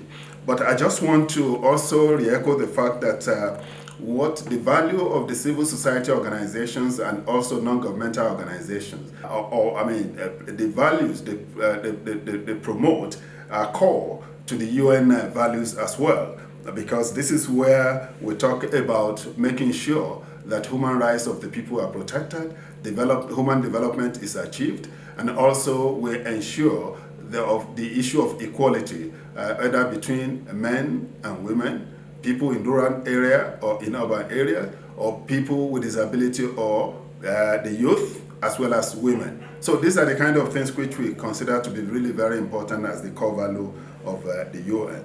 So we want to really leverage the opportunity created by this particular event for us to have a kind of a cohesive CSO platform that will be able to promote national dialogue across various tiers and spectrums of the society, bringing the various stakeholders together, the government, the private sector, and even civil society organizations, community-based organizations, to address common issues of interest to us in the country. We know that the challenges being faced by the civil society organization is really daunting, particularly the shrinking space in terms of engagement in national development issues across all tiers of government, and also the proposed People's Voluntary Amendment Bill that is currently being worked upon. We strongly believe dialogue and consultation is needed, and we need to bring civil society organizations on board so that they'll be able to really show the value, what they need to do, and then collectively address what are the do's and don'ts in this amendment bill. So we strongly believe that constructive responses will help us to really achieve a number of development challenges that we face. But we shouldn't be carried away by the challenges we face. We need to celebrate a number of achievements that the civil society organizations have achieved in Zimbabwe. Particularly, championing community needs is one of the values that we cherish, that the civil society organizations are doing, and also improving what they call service outreach, which again is really something that they know how to do better than any other stakeholders of development. We also really want to really showcase the kind of resilience building that you have been facilitating at the community level. So, distinguished guests, ladies and gentlemen, we need to celebrate the achievement. We should not be carried away by just the challenges alone. This celebration of achievement provides opportunity for us to have a kind of motivation to do more. So, as part of the United Nations systems principle of leaving no one behind agenda, it is the role of the United Nations to foster dialogue between government and civil society. And we strongly believe the inclusion of civil society will promote what they call inclusion, as well as closing the gap that currently exists between the government and the communities and civil society. So in this regard, we strongly believe the role of the civil society organization as well as the private sector becomes critical in achieving this. So I just want to use this opportunity to say that the national goal of becoming an upper middle income country by 2030. It's within our reach if we bring civil society organization and private sector on board, and we give them the role which they know how to do best, with a view to making sure that this will help us to accelerate the goal and the vision of becoming an upper middle income by 2030. So I just use this opportunity to say, with collective effort and determination, Zimbabwe will overcome the socioeconomic challenges and even the political challenges. With dialogue, that's a major thing we cannot afford to lose. Across the various tiers of government is really very important. And let me end this with a clarion call that we need to utilize this platform for united action. And for it through, we strongly believe that through unity, we will be able to achieve the goal we have set for us as a nation, and then we'll be able to really move very fast, and together we can achieve the other development objectives we have. And I want to use this opportunity. Let's work together with the government, with the private sector, so that we'll be able to really accelerate the goal of achieving the upper middle income country beyond by 2030, and also to achieve the sustainable development goals in Zimbabwe. Thank you. Was Ayodele Odusola, UN representative, UNDP South Africa. So thank you to them. As you know, UNDP, UN and all of their agencies are very big players in the NGO sector, particularly attaining some of the goals, SDG goals, which of course incorporate a lot of what you do. In fact, all of what you do is in those goals, and also of course fighting climate change, environment issues and so forth, as well as becoming an upper middle income economy by 2030. Thank you for that. Now then, we have a quick 5-minute presentation by one of our silver sponsors. Is it silver? Yeah, bronze sponsors, NMB Bank. So please, a big round of applause for NMB. Okay. Yeah, I'm shorter. Okay. So I've just been given 5 minutes. Do you want to walk with it or are you okay? Yeah, I can walk with it. You want to walk with it? Yeah. Let me get you on. All right. Okay.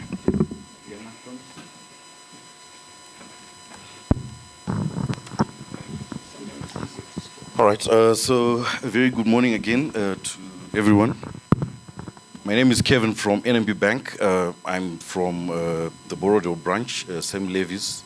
I came with Priscilla Planga, who is the manager for NGO Center, which is a new baby that we are starting. And hopefully we should be opening the NGO Center in the first quarter of 2024. So why are we here as NMB Bank? It's the same thing as what ICAS has done. ICAS has seen the need to engage NGOs and move in their space so as to collaborate and have partnerships with them. So as NMB Bank, we haven't been very visible in the previous years with NGOs. We've had small NGOs that have opened account with us, and a few maybe international and national NGOs. But as a strategic pillar, we are focused on exponential growth and also growing partnerships. So as we grow into a big bank, we are hoping to have our share in this space. So banking products are generic. I think you all agree with me. So I think my predecessor from EcoBank, they did a good thing because they highlighted everything that we've got as a bank. So I will not touch on that. But as NMB Bank, we have strengths that we have ridden on. One of them is the excellence in customer service. When we started in 1993 as a merchant bank, we were known as a bank that provided excellent service. We did very well. And in the year 2000, we decided to move into commercial bank. This is an area that requires us to focus on a larger space or larger market. So we are now trying to maintain that excellence as well as serve the broader market. Number two, our strength is digital. We are a digital bank, and we have recently launched a subunit called XPlug, which was launched this year. We have an office or a floor at our head office where we have youngsters who are creating the digital platforms that we are using as a bank. Currently, we are actually creating our own core banking system, which is a first. This system is going to be sold to other banks in Zimbabwe. So that's a plus. So I will just touch on about 4 slides. I will not waste your time. Just for you to see, to know what NMB Bank is. All right, let me go there. That's our shareholding. One of our challenges when we were entering into the NGO space was whenever you go and say we're a local bank, because of the things that happened when banks closed and so forth, there was that mistrust. But I'm happy to say if you look at our shareholding, it's now at 56.1% foreign. The local is 44%. We have which is so we have African Century, which is based in the United Kingdom. It has a percentage of 19.35. Then we have Arise. Arise is a leading Pan-African investment-backed company, which has investors such as Norfund, which is a Norwegian government, a Rabobank, the second largest bank in Netherlands, and FMO owned by the Dutch. You will notice that Arise has been very active in Africa in terms of giving their part. You can see EcoBank is also one of them. I saw EcoBank when they were beaming their presentation. And NMB Tanzania is also a part, as well as NMB Zimbabwe. So you can be rest assured we are now a foreign bank in terms of shareholding. We are recognized internationally. We've managed to raise quite a huge amount of investment through lines of credits. We are dealing with Swede Fund, FMO, NOSAD, Afrexim Bank to the tune of around 130 million. At the moment, we are going to be drawing down on 60 million towards export business. So that's how we are recognized. Then, in terms of awards, we were the overall best performing bank in 2022, among others. Then, in terms of fintech, this is something that I would want to highlight. Fintech, we have innovations that I think as NGOs you can also ride on and you can benefit from. We have our Connect digital banking platform that we created on our own. That platform is the interface that you all use when you're doing banking transactions. We have another one called I Approve. I think you can make use of that one. It's a platform that we can put some applications online, and the authorized signatories can authorize these transactions virtually wherever they are in the world. You don't have to go with papers, maybe papers going around offices. This can be done. So one application that used to take maybe 5 days, it can be done within a few hours. That's something. Then we have the iRobot. This one is technology used to automate repetitive but necessary tasks, and it can also assist in reconciliation. We all have a lot of tasks that we do. Maybe you may need a platform that can reconcile your figures for you. We have the transporter, we have the digital account opening. Then in terms of international banking correspondent relationships, we have a relationship with EcoBank, France. We also have a relationship with Standard Bank. We also have a relationship with the Bank of China. We have Odo Bank and Afrexim Bank. So be rest assured, your incoming transaction salaries and grants, we can receive those as well as international salary payments. I think I will stop here, and we are open to any interactions that you may want. But hopefully, as soon as our center is open, we will be happy to be taking care of most of you. Thank you very much.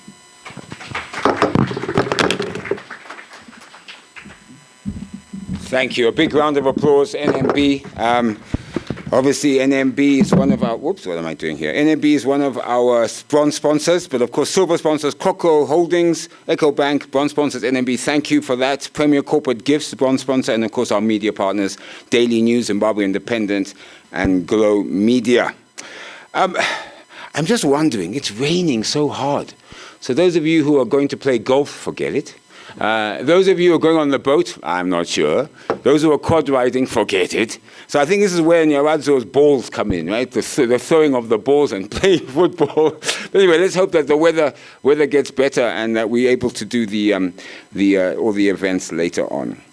Right, now then, let's move on very quickly, if we may. Our next speaker is a seasoned chartered accountant with a particular interest in civil society. She is a partner at Baker Tilly Chartered Accountants in charge of quality and also heads the not-for-profit department of the firm. She sits on various boards and has also worked with a number of NGOs. I'm talking about Kudzai Pemiwa, partner at Baker Tilly. Please, she's going to talk on audit and compliance issues affecting NGOs. I'm looking forward to this, particularly after the panel discussion yesterday where it was brought up. Kudzai, big round of applause.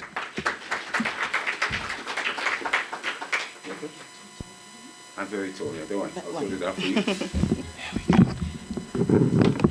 you. Thank you, Andy, and good afternoon, colleagues. My assignment is pretty simple. I'm here to just lead a discussion where we're going to have a conversation to do with audit and compliance issues that are affecting NGOs. And what we're going to do is I'm just going to take you through quickly the issues that we normally find when we come to do your audits. And after that, borrowing from Nyari's words yesterday, we're going to paint a picture together and help each other strengthen our internal control systems. Before I start my...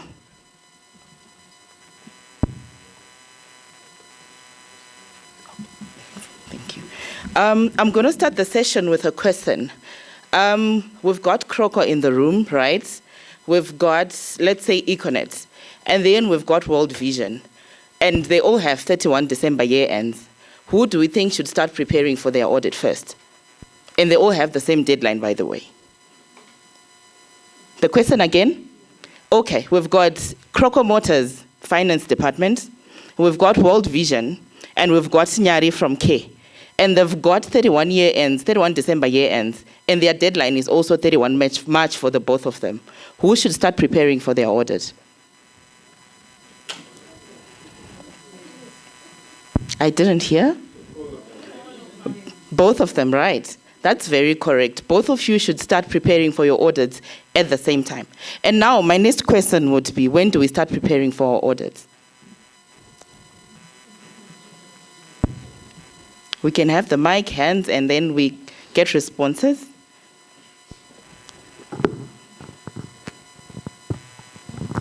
Yes, I think we should start preparing for the audit at the moment we are transacting.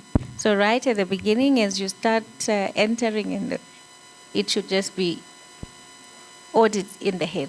Audit. Yes. Anyone else who wants to add or who disagrees?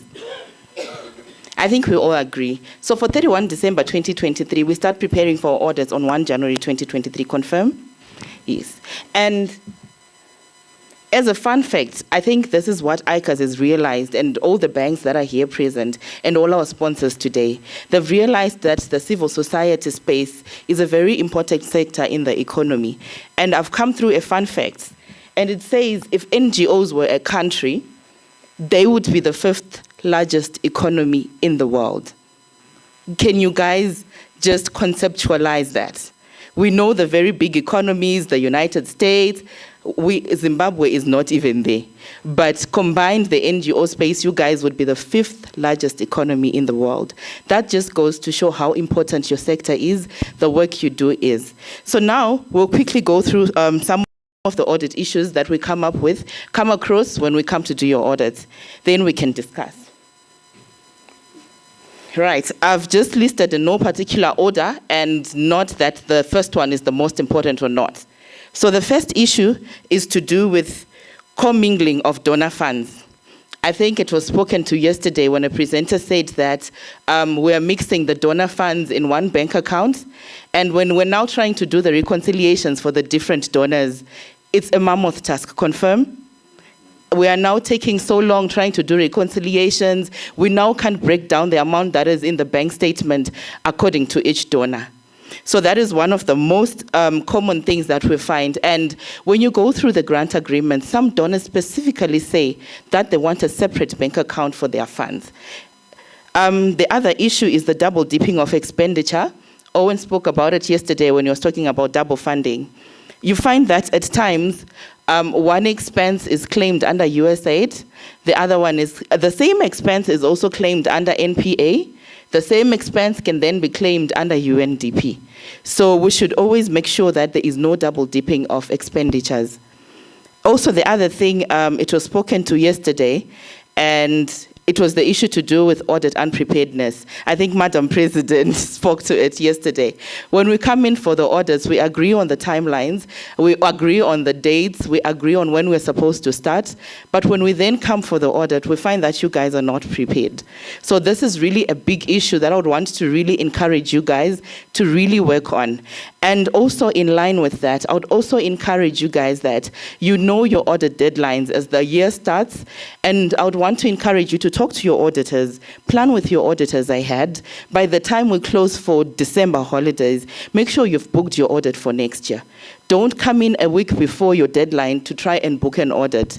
That is when you say the auditors are taking too long because you'll now be approaching your deadline. So I'd want to encourage each and everyone who's in the room, let's try and book our audits before we shut down. If we're shutting down today, let's be sending the messages back at the office to say, guys, let's get in touch with our auditors and book our audits for next year.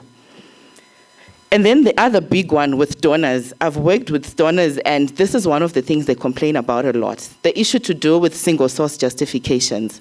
It's there in most grant agreements. And you find there's also a provision of reasons they do not want to see when you're doing a single source justification. And you find most of the time those are the reasons that we then put on our single source justification. I think what I would advise is let's move away from the single source justifications. I know there's always a fight within the finance department and the ones that are doing the implementation. They want a speaker to come, they want capacity building, and they want to fly in someone from Ghana, and it's a last-minute thing, it's climate change, and they're insisting this is the only person we could get. We can't do procurement, there's no time. But I think let's just keep hammering and keep singing that single source justification is an issue with most of our donors. It's good to just avoid it. And then the other issue is, following the single source justifications, is the non-adherence to the procurement process. We come and we look at your policies, beautiful policies that are very clear, but when you go to the ground and you're looking at how the procurement process is being done, it's the other way around. So when we come up with the brilliant policies, can we at least make sure that we follow them and the procurement processes are being adhered to? And then the other thing is to do with bank reconciliations that are not being done on time. And they're also not being reviewed at the right levels, or they're not being reviewed at all.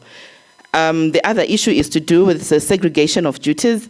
I think this one follows what we were discussing yesterday, where we were saying that the NGOs, especially the CBOs, they are not adequately staffed. And because they're not adequately staffed, they are then not able to do a proper segregation of duties. One person might be doing duties that they're not supposed to be doing. They are doing a duty and they're also reviewing it, which is not proper. And the other thing is expenditure is not disbursed in the currency received from the donor. I think you agree with me, this is another huge one with donors. When we receive US dollars, can we make sure when we're implementing our programs, the end person is receiving the US dollar and not ZWL? When we go for conferences, their disbursements done, can they be in the currency that we received it from the donor? And another one is not following up on prior year audit issues. I think it's not value adding that the auditor comes in this year, they do the audit, they give the audit issues, and they also give their recommendation. But when you come in next year for the audit, the same things are still there. The audit reports issued to management are still the same, and the list has just grown longer and not shorter. And then the other one is the issue to do with travel advances, which are not retired on time, according to the procurement processes of the organization. Okay, we can move on. Has it moved on? No.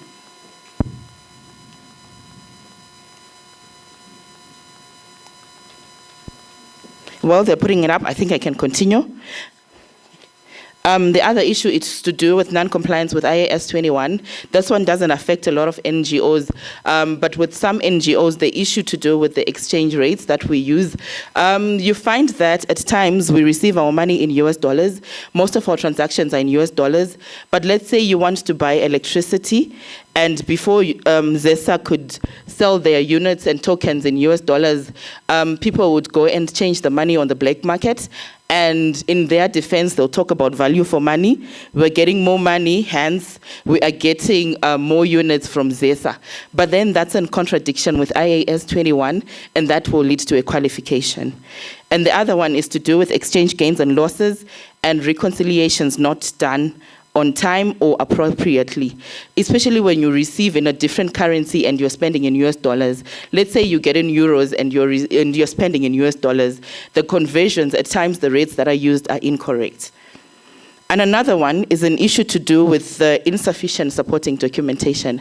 I think this one speaks to the issue where I was talking about when you start preparing for your audits. You find that we are expensing, and we are not putting all the things that are supposed to be there for the audit trail. So when you're spending, you always need to make sure that you followed your procurement process. All the documents that are supposed to be there have been attached before you even proceed to do the payments. And the other, spoken to it before, which is the issue of inadequate staffing levels and also the lack of qualified personnel. I think we've spoken about this in length in the 2 days. And also the issue to do with the inadequate financial management systems. The CBOs and most of the smaller NGOs just use Excel, and they don't have proper accounting systems. And also another huge one with donors, Nyari touched on it yesterday, is the issue to do with safeguarding. You find that most donors are really asking that every organization has a safeguarding policy, and they follow it, have their whistleblowing policies, and make sure that they leave the communities they work in a better way than they found them. Another one is the issue to do with employee files that are not up to date. I've realized that as funding comes, the income could increase and the salaries could have been increased because of the workload. But you find that when that grant has finished, the contracts are not then being put an addendum to change that the salaries have changed. Even when they increase, there's no addendum. And you find when you're looking at the salaries and what is in the contract, they are two different things. So each time there's anything that is changed, we should always make sure we put addendums. Okay. And we move on to the compliance issues as well that we always come across. The issue to do with payee not being submitted and paid on time. And most of the time in defense is the issue to do with ZIMRA systems not working efficiently. We tried to pay, we tried to log in, and the system was offline. But we always have a challenge because you'll be penalized if you don't do it on time. And I would advise that you always write to ZIMRA if you're facing any challenges and always have it stamped. And also, I think I spoke about the issue to do with grant agreements. You look at the grant agreements of each grant, you look at the concept notes that were submitted when you guys were doing your proposals, and you look at the approved work plans. And when you then look at the financial report and the things that are being done, they might not even speak to the concept notes. So we should always make sure that when we are doing our work plans and we're doing our activities, they speak to the concept note. Should we change, we should always write to the donor and also get it in writing. The other issue is late submission of reports to the donors and also to the regulators. And also, most of the donors say that the expenditure should not be more than 10% variation from what is in the budget. And at times you find that there are those variations and there was no approval that was sought from the donor. And also expenses exceeding maximum allowed petty cash as per the policies. So I think we've done a rundown of the issues that we find when we come to do the audits. And I think with some of them, I was actually speaking to how you guys can do it better. So now I just want us to go into discussing what we can do better to make sure that our internal controls are strengthened and these issues do not come up when we do our audits. So we can have the mic moving around. We can start discussing. It might not be affecting your organization, but it might be affecting the next organization that is in the room. So we will be helping each other and we leave this room better. There's a hand. Oh, okay. Andy, you can take over.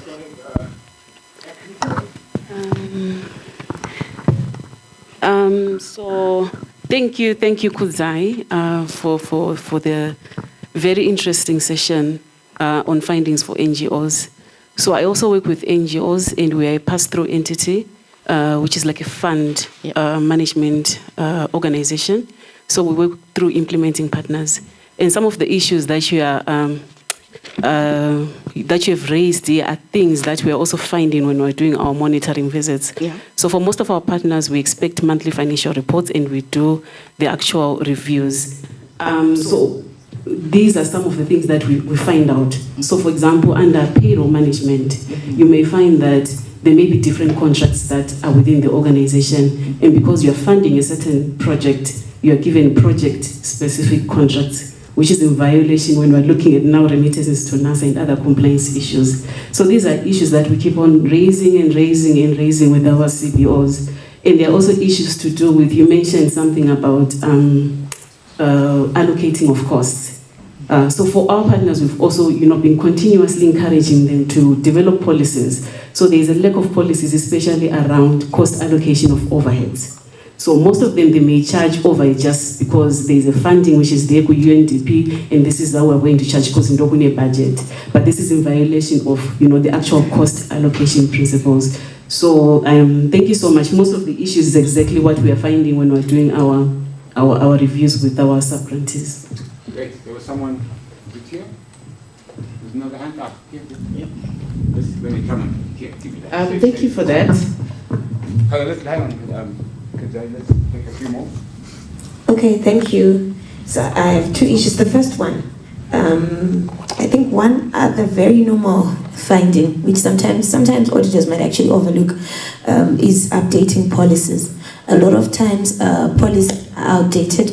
What people are doing and what's on the policy is normally very different. I think it's important for organizations to treat the policies, procedures, and manuals as a live or living document whereby you continuously review what's in the policy to check whether it's still relevant, because sometimes we adapt to the environment and the economy, etc., but we forget to go back to update the policies and procedures. Then one issue that's of interest to me is with regards to procurement.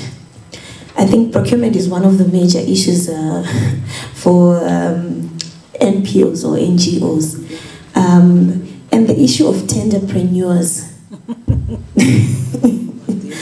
So, yeah, sometimes you find a tender file that is very good, 100%, that even an auditor, you can't pick it up.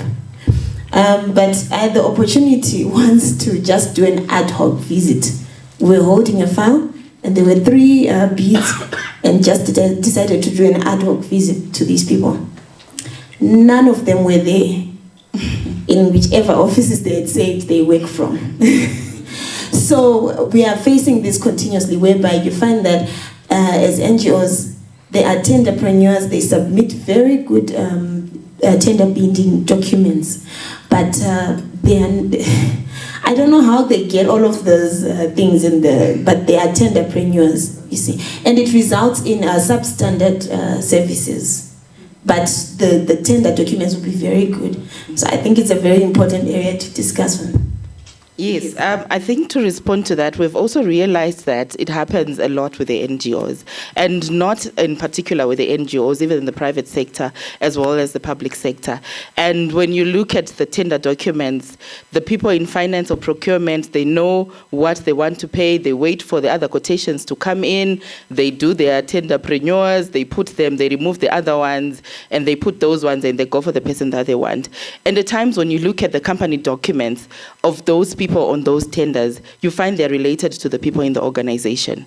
or you find that they don't even have the company documents. When we then request for them, when we look at them and we think maybe this could be fishy, you ask for the company documents, they are not there, or you ask for the company documents and you find them, they're linked to someone who's in the organization. So that's a very valid point. Another question? Okay, thanks, Kudzi, for the presentation. So I will draw you back to your point where you said disbursements from donor funds should also be disbursed in the currency received. Mm-hmm. So in terms of the Exchange Control Act, do we have any provision that incriminates someone who is going to maybe disburse in RTGS, or is just good practice? Okay.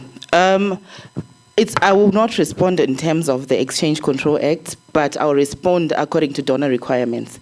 What they require is that if they give you US dollars, you need to then spend them in US dollars. And there are provisions where they say that when you receive it in euros, you then need to use it in US dollars in Zimbabwe, because we don't use euros here. So that's what their requirement is. I don't know if anyone can take up the Exchange Control Act one, if there's a provision that prohibits you from then changing it to ZWL Anesu? No. No, there isn't. Yeah, so it's a donor caveat. Yes. One thing I think that came up yesterday was, I think who mentioned it? I'm surprised it hasn't come up, that the auditors they don't know about the NGO. Who was that, huh? Violet. Oh, now you're hiding. Right, anyway. Okay, I'm Violet. Any of the auditors, they don't know, so when they go in, they're not prepared. And I think Madam President said auditors go in and it's a shambles, and that also adds to the cost of it. Mm-hmm. So maybe to respond to that. Okay, so I'll respond on behalf of Bekatili and maybe on behalf of my colleagues in the room. I think I mentioned the issue to do with the NGOs not being prepared for the audit when we come. But the issue to do with auditors not knowing what they're doing is, Bekatili, we've got an NGO department and people are trained on how to audit NGOs. And I've seen a number of colleagues who we audit. Violet has been audited before. She knows our Bekatili experience. I think she can confirm we are not one of those auditors she was talking about. Yes, thank you, Violet, for confirming. There's another hand. Yeah, I think just to add there, Andy, I think it's not just about having an NGO department.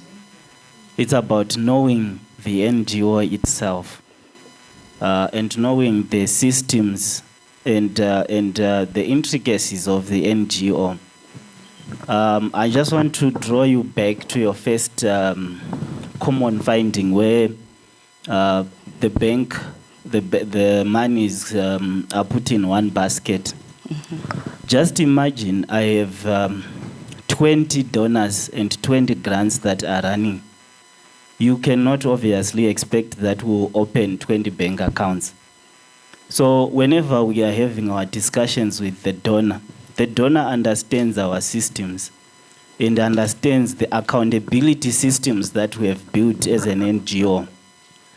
And having a separate account is actually secondary. And we will not always open a new account, except it's a specific requirement from the donor, which we were unable to quash at the time of proposal. Mm-hmm. So it's not, it will bring in more issues if you have 20 bank accounts. In terms of bank reconciliations and a lot of other audit issues will actually come up with the 20 bank accounts. It's actually easier to manage if it's in one pot. And in fact, most of the donors, for example, when we're dealing with INGOs, we do pre-funding. They don't give us money in advance to implement. We use our own funds and they reimburse. So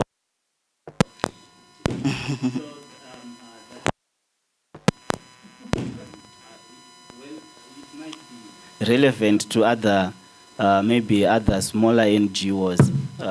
I can say that. Thank you. Okay, thank you, Edis. And I think, like you rightfully said, that there are different donor requirements. Other donors are not particular about you putting the funds in the same account, but other donors are specific about it. They clearly state it in their grant agreement. And when I was saying that there's an NGO department, and also maybe just to explain our audit process, we come in, we do our risk assessment, and we get to know about the organization, where we are interviewing you, going through your company documents, going through your grant agreement, going through your concept notes, your work plans. And it's then according to those documents that you submit to us and the interviews that we would have held with the relevant people in the organization that we then see that, okay, so for this donor, they want their funds to be in a separate bank account. Hence, the finding will come out. But if the donor is silent and you have 20 grants, surely we then talk to you, discuss, even before the report to management is then signed, we sit down, we agree. So I think that will be my response to you. Yes, Jethro, there's another hand. Okay, maybe just to add to Kodzi's comment.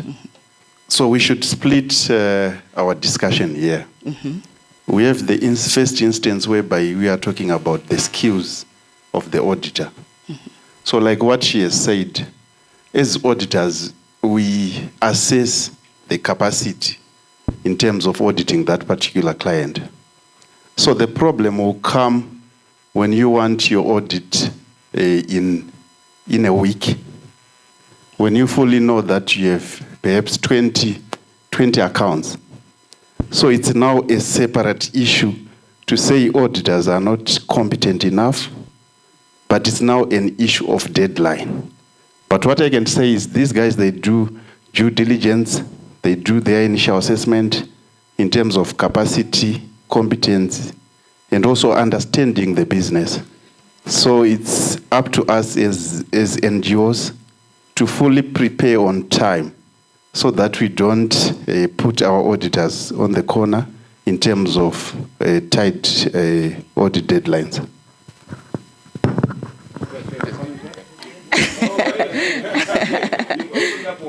A Pandora box.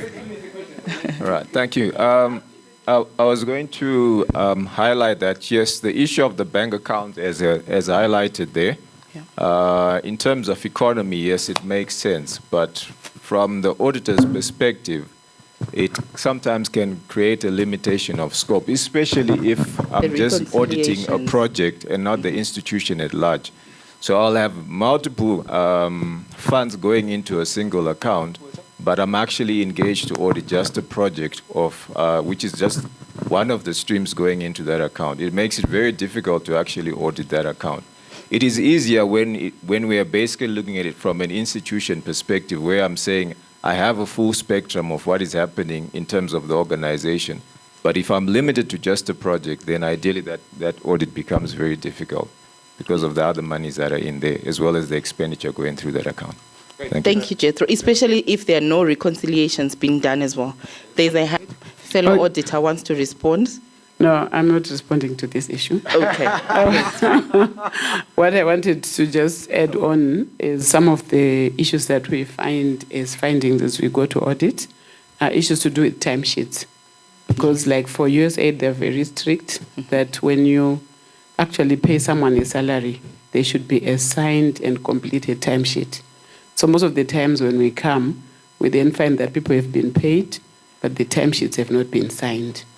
Yes, thank you very much. And it hasn't been approved. I think we'll take the last one. That one and then the last one. All right. Sorry, I wanted to respond to the auditors. So I think it's important not to be defensive. So for your firm, it's okay. But I think the point that was raised was I'm privy to what happened. It wasn't the NGO giving pressure for deadline. No, it was the auditor saying we can do this in a week. And bringing in how many people? 10 people, and saying we can do this in a week, and we're going to do 100% audit. Yeah, so I think it's important not to be defensive on that one, but realize that there are firms that are actually doing funny things here. Okay, great. I think just to, Sorry guys, it's been a quiet. mine is a different contribution. I think in terms of the auditor's skills, there has been a skills flight in the audit industry. We know that. So every time we get a new, or when we go through a new year's audit, we get new clerks, new managers, and they have no clue. Yet you have been auditing us for the last 5 years. We again go through the pain of explaining what World Vision is all about. And the findings that come out are usually irrelevant. They don't add value. Yes. So, and in addition, remember this is just an expenditure verification. If it's a statutory audit, what's stopping you from doing an early validation just like you do with the private sector? We want to understand what type of audit we are doing. Sorry. If we are doing an ISA audit, we are providing an opinion over the numbers. And any internal control reportable issues are in addition to that. Then we have got an agreed upon procedures audit, which is under the ISS 4400. It's a different audit. Then we have got a value for money audit. So you then see, when you say value, it needs to be qualified in terms of what sort of audit we are going to be providing. I think Madam President will be the final. Every year, year in, year out, though the expectation which maybe will encourage our constituents to then ensure that at least there is one member of the audit team who has been there maybe in the previous audit, and they are there so that at least they are able to assist in as far as maybe some institutional memory is concerned, so that maybe we don't take a lot of time in trying to understand the client. But we also need to appreciate the fact that we are experiencing a lot of issues, regulations are changing and the like. No wonder why it is important to have that part of understanding the client. It is very, very important. Meaning that when you are having your audits and the auditor does not take time to understand the client, then I think in that case, you may then need to, more like to, I can't say appeal per se, but you may need to talk maybe to the seniors, the partners, to then say maybe this thing has not been done. Because at the end of the day, what you want is value from that audit. And there's no way I can come in and do an audit for a client that I don't even know about, I don't have a clue about. But also appreciate the fact that you will have a new team altogether. And when that new team comes, the expectation again is on understanding the client thoroughly. Because sometimes it can be difficult because of the movements that are happening. It can be difficult maybe to have maybe people who have been on that audit maybe for the past 2 or 3 years. So I think we are also appealing to you as our clients to say, sometimes we can have a new team altogether, but what's important is that team should then take time to understand you as a client in terms of your risks, in terms of how you get your revenue, in terms of everything, the regulatory framework, everything that affects you as a client. Then in that respect, they will then be in a position to help you, to assist you, meaning that you'll be able to work on this journey together. Maybe for me, that will be my appeal to you as our clients, but also taking the issues that you have raised to say we've heard them. We'll see how best we can help our constituents. Thank you. I think just to add on to what everyone was saying, I just want to say that as your auditors, we should walk the financial journey together.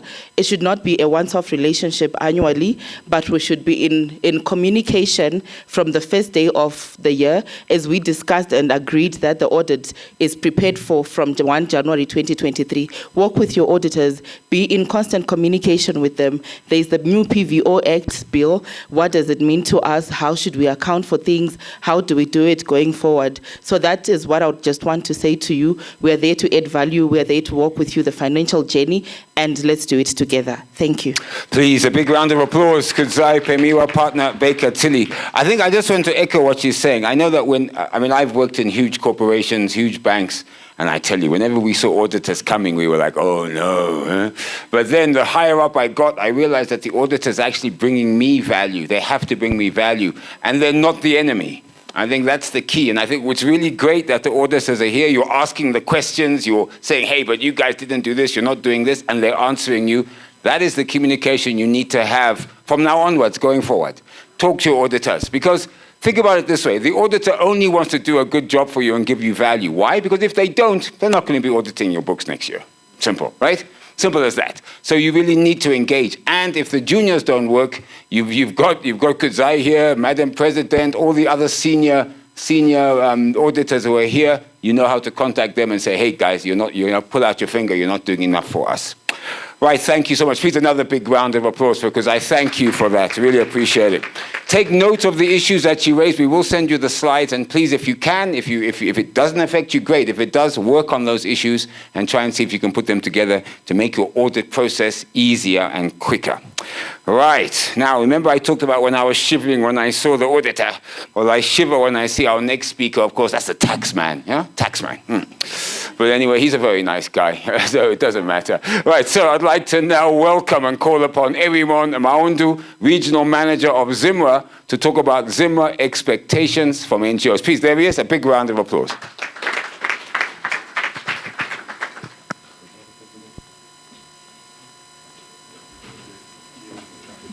Oh, he's carrying a laptop. That's fine. Clap again. Why not? There he is.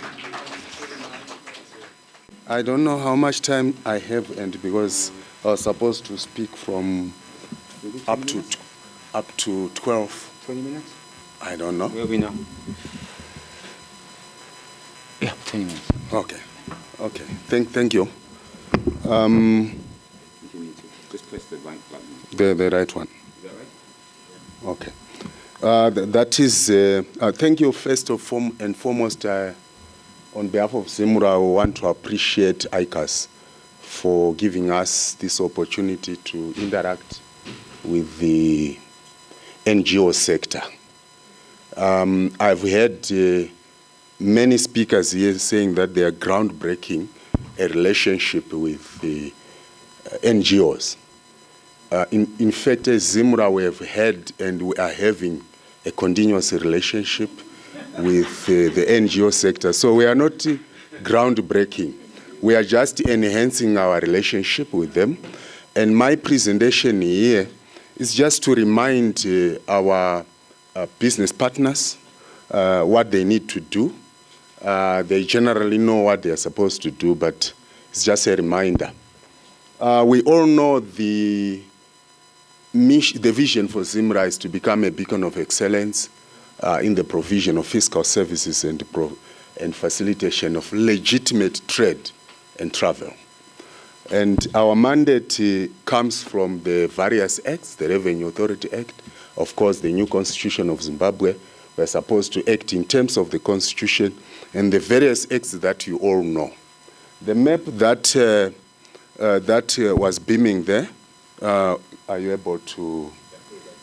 Okay. Is how ZIMRA is geographically spread or divided. Those dots, green, red, and is it orange, are ZIMRA offices. You can see there, Zhishavani is missing. So that's how we are spread.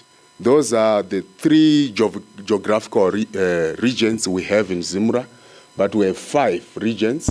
All large clients, they form a region, and that region is administered in Harare. So if we have an NGO here, I think we have a couple who are already large clients for ZIMRA purposes. Their tax administration is done in Harare. We also have medium clients office. They are a designated region. Again, they are administered in Harare. But we then have those that are geographic in nature. We have Region 1, which covers Harare environs, and Greater Harare.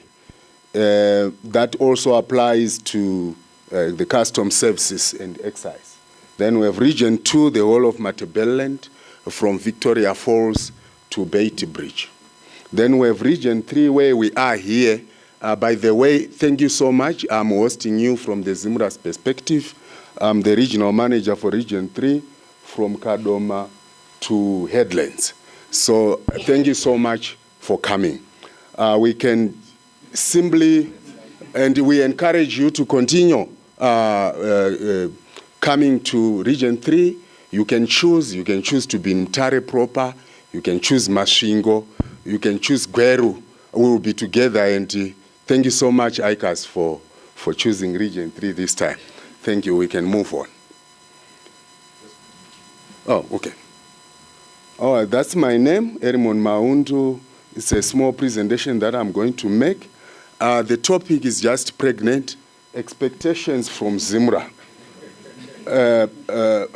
ZIMRA expectations from NGOs.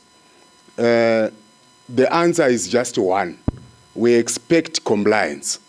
And the discussions that have been happening here since yesterday, they are discussions of corporate governance.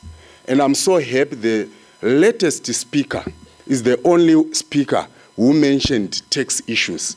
We cannot talk of corporate governance, good corporate governance, without paying tax. So we want to be compliant with tax laws, fiscal laws. There are obligations NGOs are supposed to discharge. Those are the reasons why we pay tax. It's everybody's business. Mr. Nyanga indicated that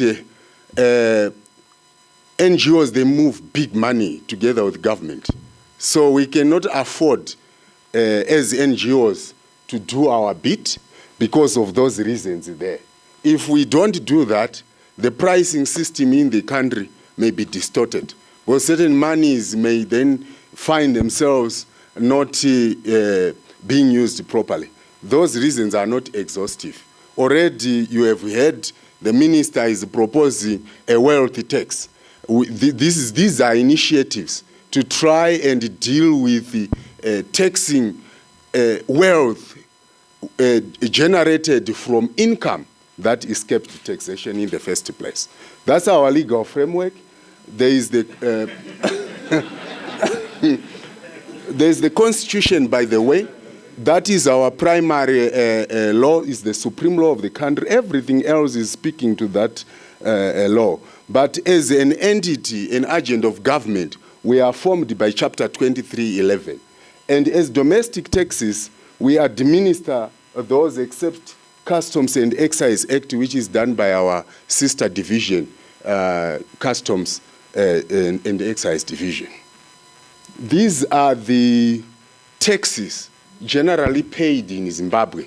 They may not be exhaustive, and these are those ZIMRA is generally mandated to collect. I know there are other taxes, ZBC and so forth.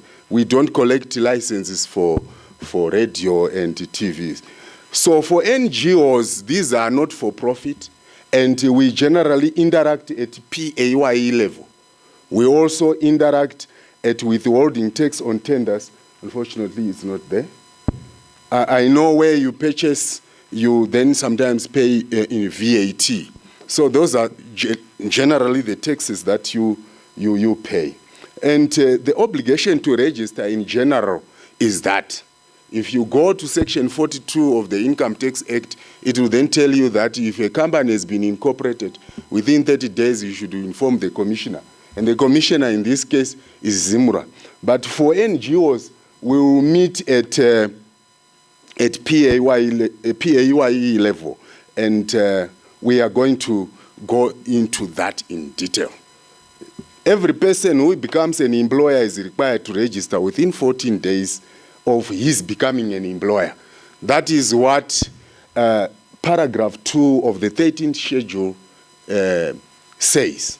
Payee is collected in terms of Section 73, and most, and if not all NGOs, they are employers.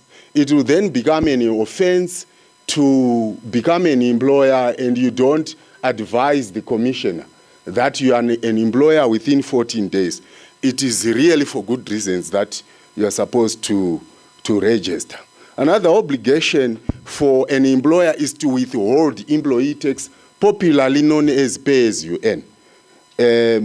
Every employer who pays or becomes liable to pay remuneration, because the Act does not only collect from you after you have paid, but even if you have become liable to pay, you have failed to pay because of one reason or the other, you are still required to withhold and remit to the commissioner. To an employee must withhold employee tax from the remuneration and remit to ZIMRA by the 10th day of the month following. I think I'm speaking to the converted. Another obligation is to keep records. Every employer is required to maintain records. The records must show details of remuneration and employee tax to be withheld.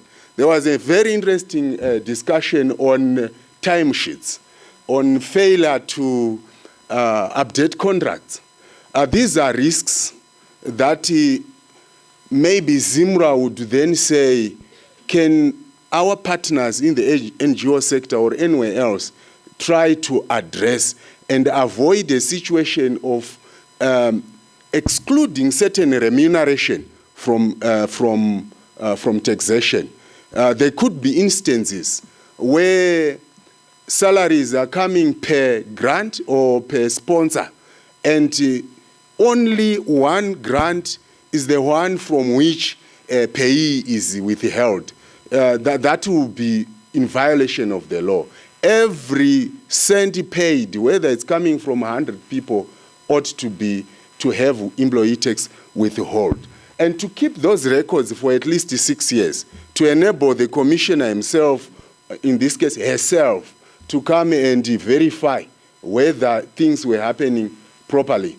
Where the commissioner suspects that there was fraud, there is non-disclosure which is of a willful nature or misrepresentation, she is allowed to go deeper and even audit beyond the 6 years. And normally those are things that are avoidable.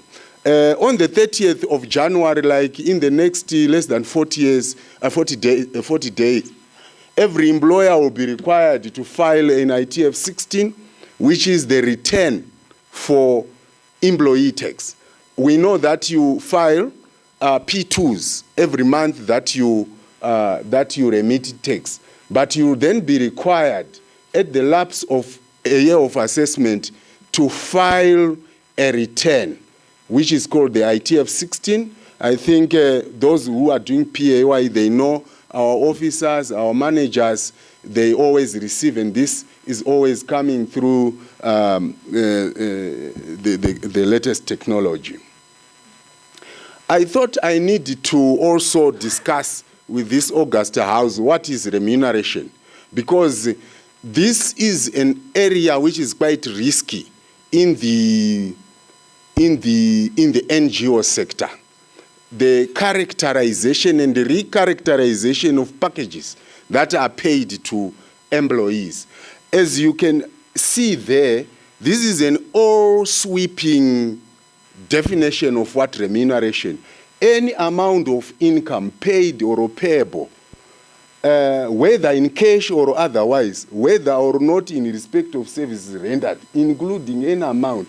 So there's nothing that has been left. So we have noted that the remuneration is probably claimed or paid as travel and subsistence allowance, such that it is then excluded from employee tax. There is a risk there of penalties and interests. And I would really want to mention, especially the NGO sector. Usually, funders, they don't fund penalties and interest. Those NGOs who have had an encounter or an interaction with ZIMRA and have been found in not right, such that they were liable to penalty and interest, usually they will get into a dire situation. And this is avoidable because the commissioner will then have to look at the issue of penal to say, so what do I do? These people are now going to lose all this funding because the donor does not want. Sometimes we even find pleas to say, please, no donor should know about this. But we need to avoid this by doing the right thing first time. Who should pay? I think those are computational issues. Those are computational issues. I wouldn't want. So that definition is now broken into these elements. All those payments that are there, whether they are blue or red or green, they are supposed to be subjected to employee tax, popularly known as pay as you earn. All those amounts, advantages or benefits, all those amounts, and so forth. Late payments, I've already talked about it. The law currently provides for 100% penalty for any unpaid tax or missed tax. But the commissioner and ZIMRA is trying to have the penalty loading model gazetted. I'm not sure, maybe it has already been gazetted or it's in the new fin bill, where we're trying to graduate the penalty. I think of late you have seen that ZIMRA is generally applying a penalty of 20% on a standard case. But that is only a penal loading model, which is not yet legal. It's only legal from the basis of the discretion that the commissioner has to waive or reduce penalty. But as the law stands now, it is still 100%. But if you then do a repeat offense, the law still can cause a 200%. So these are certain things that we may need to avoid. If you interact with somebody, we transact with a person who does not have a valid tax clearance certificate, you are required to withhold 30%. There's been talk that this 30% should not have been raised from 10%. But the rationale is simply that don't have 30% deducted from you. Simply obtain a valid tax clearance certificate. And you get it by complying. If you comply, then you don't have a problem. So that is the basic reason why it was raised from 10% to 30%. Is simply to say it's not something that is good for business. Why would you want to operate a business without a valid tax clearance? ZIMRA, as you all know, we are on an anti-corruption drive. We are for zero tolerance to corruption. And our plea is also that as we do business with ZIMRA, let's stay away from corruption. It takes two to tango. So let's avoid it. Let's meet our obligations. And once we meet our obligations, there is no going to be any discussion for rent seeking whatsoever. This is where we are found. And I really want to thank you. Thank you. Everyone, Mandu, ZIMRA Regional, thank you so much for such a great presentation. Right, I can open the floor because I do have a bit of sad news, unfortunately. The hotel has cancelled all the activities. Shame. So anyway, let's move on. Now, taxes, death and taxes. The two things that we know we always have to encounter. Right, let's have some comments and questions, please. Yeah, shame, I'm sorry. Yeah, because I really wanted to go quad biking and climb the mountain. Well, I wanted the wheels. I mean, that's what I wanted, sorry. Thank you so much. I'm going to call you Commissioner since you are representing the Commissioner. I think, yes, please receive it. I think our plea as NGOs is rather not on the PAYE, it's on VAT. We do implementation for organizations with under the Privileges and Immunities Act, your USAID, your EU, and in fact, most of our funders are multilateral government agencies. Our plea is, let us get our refunds, please. We have not been getting those refunds at all, to the extent that even when we are negotiating proposal, we are actually refusing to that the refund to be part of the proposal negotiations. We should get those refunds and remit them back to where they are supposed to go. Sometimes we get penalized for that. Thank you, sir. You are right. You should get your refunds. And where you say you are not getting them at all, that's where the worry is. To say you are not getting them at all, for what reason? Are they dismissed completely, or is a delay in payment? Because what the law says is that we should refund you in 30 days. None response at all. We've submitted no response. Even when you follow up, maybe we are following up with the wrong people, I don't know, but they don't even respond. Well, I wouldn't want to go deeper into this issue that there are follow-ups that are happening and there's no response happening and so forth. But what I know is that all these multilateral organizations which have probably a diplomatic status such that they are supposed to be refunded, we have an office particularly dealing with that. If you go to Kurima House or write to Kurima House, if you are a large client, you have Mr. Mataruse, who is the regional manager for large client, and you just check, or if it is small client, Ms. Prinat Zangare, she is the regional manager there, or Mr. Samuel Stole. These are the 3 regional managers in Harare. It wouldn't come out well that we are not refunding at all. There has to be a reason, and that reason ought to be communicated to you, the client, so that you at least appreciate what challenges are there. That's my response. Thank you. Mr. Maundu, do you mind if you can pass on some of the contact details for some of your compatriots in Region 1, and then they know who to call? Can that work? It will work, but what happens, there is no... Are you a large client, small client, or medium client? Large. Every large client has got a dedicated officer, a liaison officer, whom you have to contact. Once that person doesn't respond, there's a sector manager or a liaison manager. And probably it will be best that once the liaison officer or any other officer of ZIMRA doesn't respond, you escalate the matter to the next higher level so that it doesn't end there. If it doesn't work even with the regional manager, the commissioner general are there.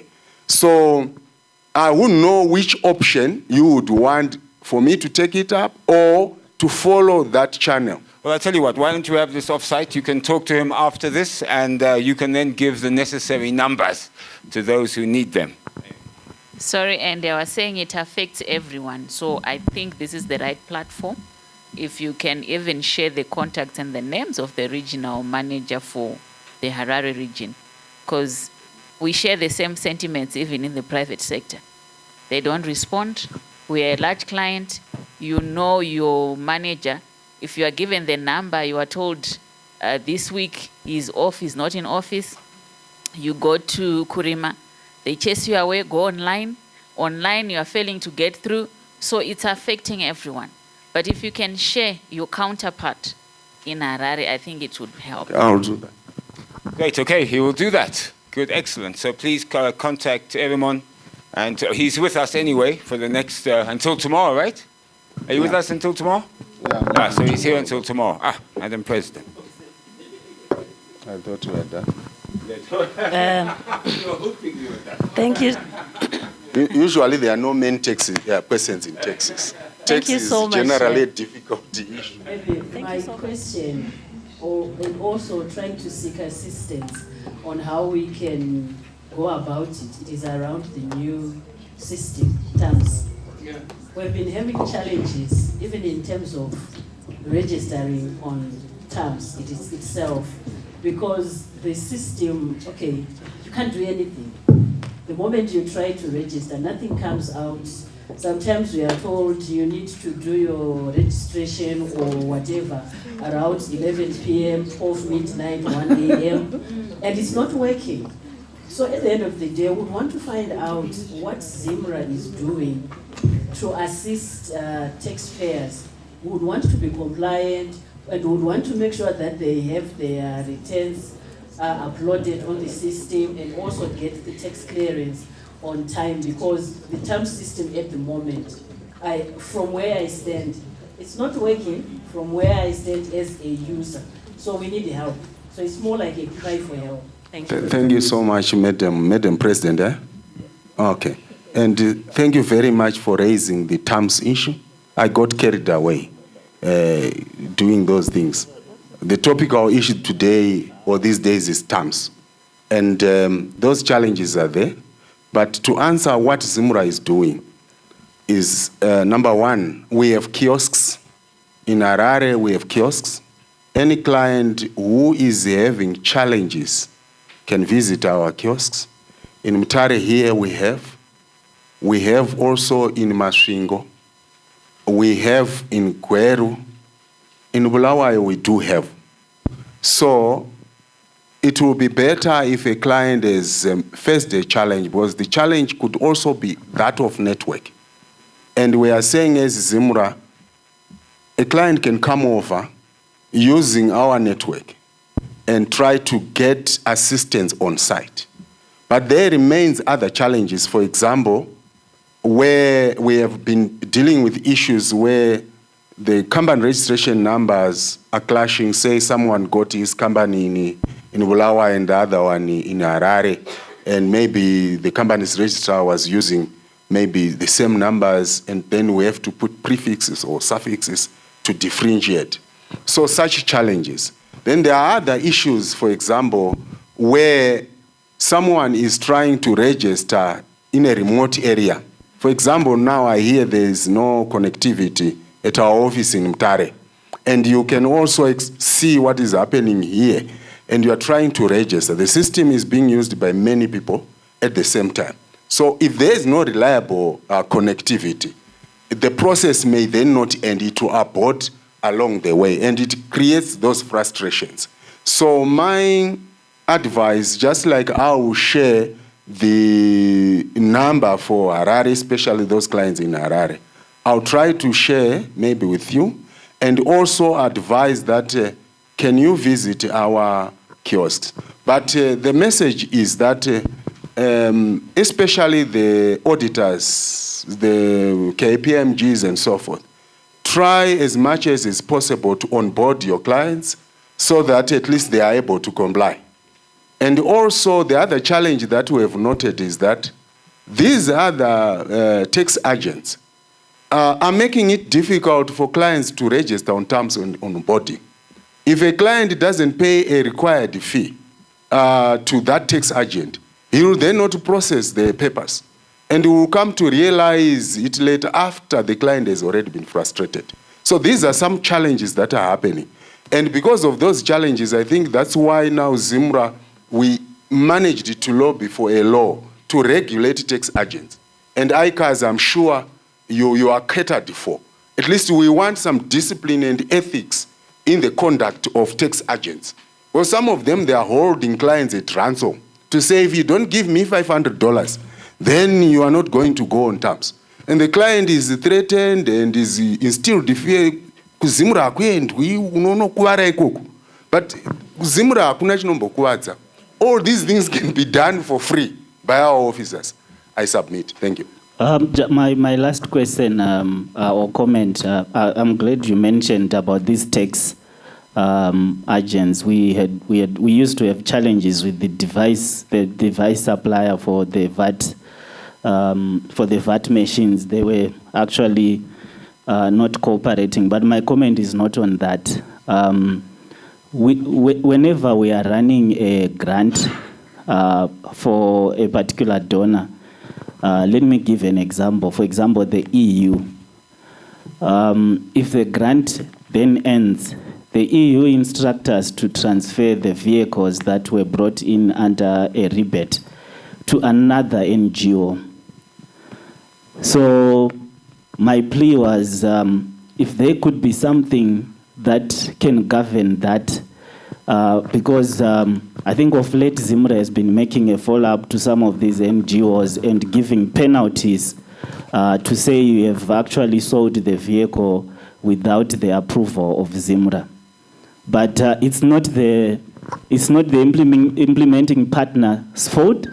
It's the ZIMRA, it's the multilateral agents that then say transfer to this NGO. And some of the NGOs, especially some of the local NGOs, have no tax rebate status. So it means once you transfer to that NGO, it will now have to pay the duty and VAT on that vehicle. Thank you. This is one other major risk. We have encountered situations like that. Some transactions are bona fide, but some are not. Especially the local NGOs. You do find a risk that I liked what the government said yesterday to say these NGOs are not supposed to be personal property. I have my NGO with my brother. We want to bring in Prados and blah, blah, blah, blah. So we connect with the outsiders. They fund us. The vehicle comes by rebate. And it is purportedly for the project. 2 years down the line, the rebate is, you are supposed to use this vehicle, I think, for 5 years. 2 years down the line, the vehicle is then donated or transferred to somebody else and so forth. And ZIMRA is not made aware of this. But every rebate is given, a rebate is a suspension of duty. It does not mean that there is no duty. The duty is calculated, it's known, and then it is suspended. And the condition of a rebate is that once you violate a condition, the duty that was computed or assessed, it kicks in. Because now you are on the defense. So much as that may need to be lobbied, mainly from the side of ICAS, they have done a lot of lobbying in the economy to try and make things work for both government and the taxpayers. Much as that lobbying can be done and a law can be given, but there's also this risk from an enforcement side of things that we have encountered. There are so many cases that we have handled where vehicles are moved with no trace. Eventually, they are then now owned by the owner of the NGO.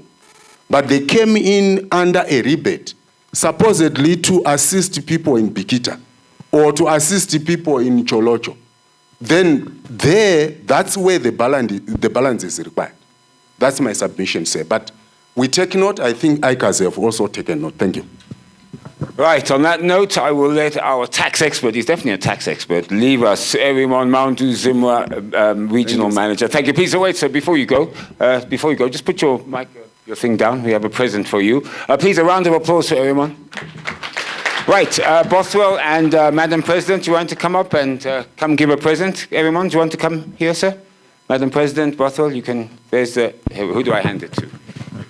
There you go, ma'am. Right. And may I ask Kudzai, can you please come up? Please, a round of applause, please, thank you. Okay, one more, Madam President, one more for Kudzai, she's coming up. Thank you. Right, grab a seat, sir, it's fine now, yep, you can take your, should I give you your, I'll bring it to you, there you go. There we go. Thank you so much, well done. Good presentation. Please, a round of applause for Kudzai. I think it was very good. So now we know the audit issues, we know the tax issues. Sheesh. Well, I sort of, in a way, I'm glad I'm not an auditor. Lots of work to do. Please, a round of applause for Kuzai. Well done, thank you. And of course for Madam President and Bothwell Nyanga. Right, I have been asked, as usual, we're coming to an end. I always feel very sad when you come to an end of such a good conference. But before we do, we still have just 2 more things to do. I'd like to call upon Owen, well, first on Tonderai, and then Tonderai will probably introduce Owen. Tonde will just take you very quickly through the ICAS, some of the certificates. I think you see one up there. I'd like you to talk about that so you understand about capacity building, particularly via ICAS and some of the courses that they have. Well, I think so. Right, Tonde, ready?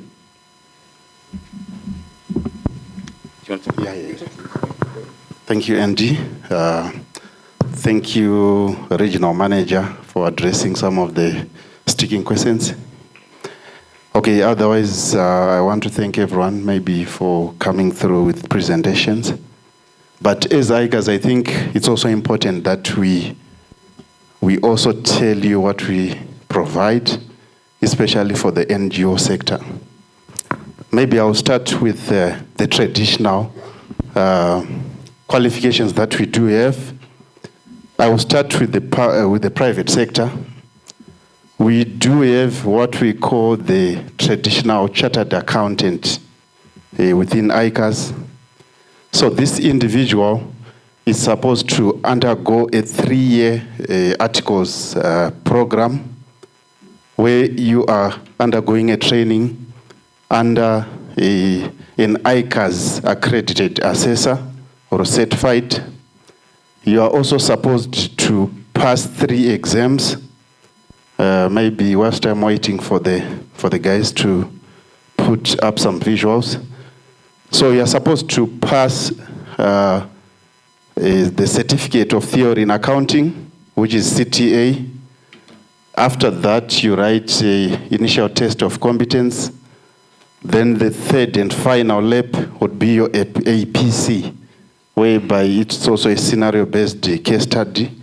After that, you should be up to date with your training records.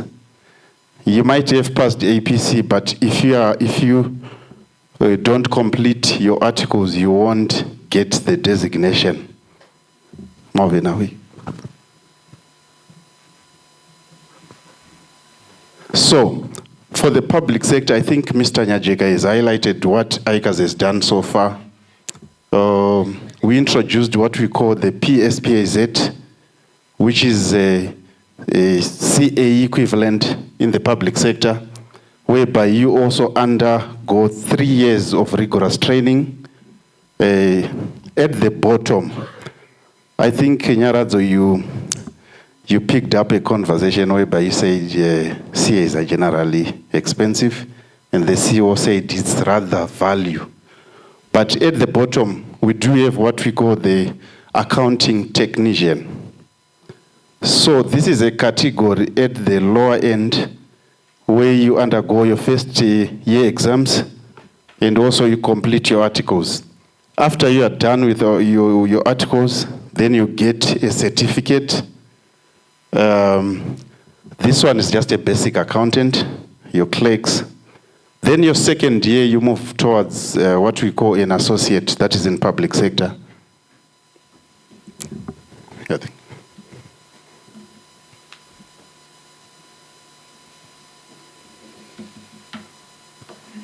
Okay, so after you completed the 24 months of training, you now move on to what we call the associate level, whereby you get a certificate after completion of your articles and your exams. So we would want to emphasize for ICAS, it's a 2-leg qualification. You should be competent in terms of your hours, your articles. You should also be competent in terms of your exams.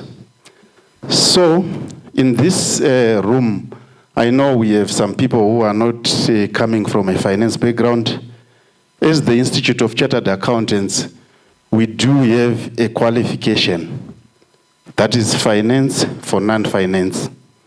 So this course is basically for 3 months, whereby your HR, your administrators will go through that training, and they will be certified at the end of the 3 months. So the cost around the finance for non-finance, it's 350. So this is the CAZ. So at the bottom, that is your year one, you do have what we call the CTA. So the CTA is a one-year program which is provided. I think we have CAA, that is our tuition provider. So after year one, you move on to year two. The assumption is you are moving with your academic pace, the same way you are moving with your articles. So at year two, you sit for ITC, which is your initial test of competence. When you are done, you now move on to the last, which is year three, last lap, which is your APC.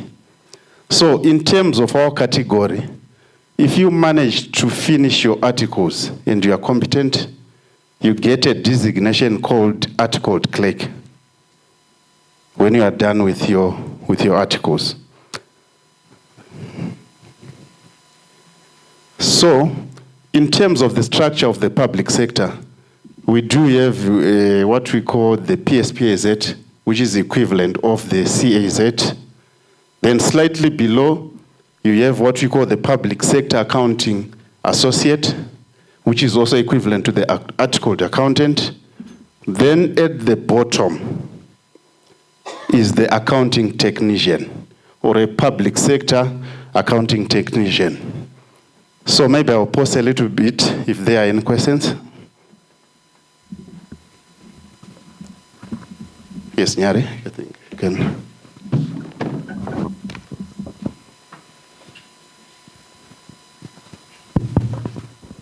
Thank you, Tondi, for that. My question is just, when I did my articles, there were 5 years from high school, straight from high school. Do you still have that? Yes, we still have that. Okay, maybe just to add, if you are coming straight from A level, you go through 5 years. And within the 2 years that will build the firm, you are supposed to enroll for your first degree in accounting or finance-related degree. Of course, nowadays we now have more of the 3-year training program.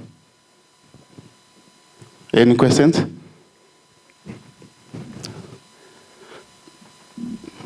So coming to the NGO, what's up for NGO?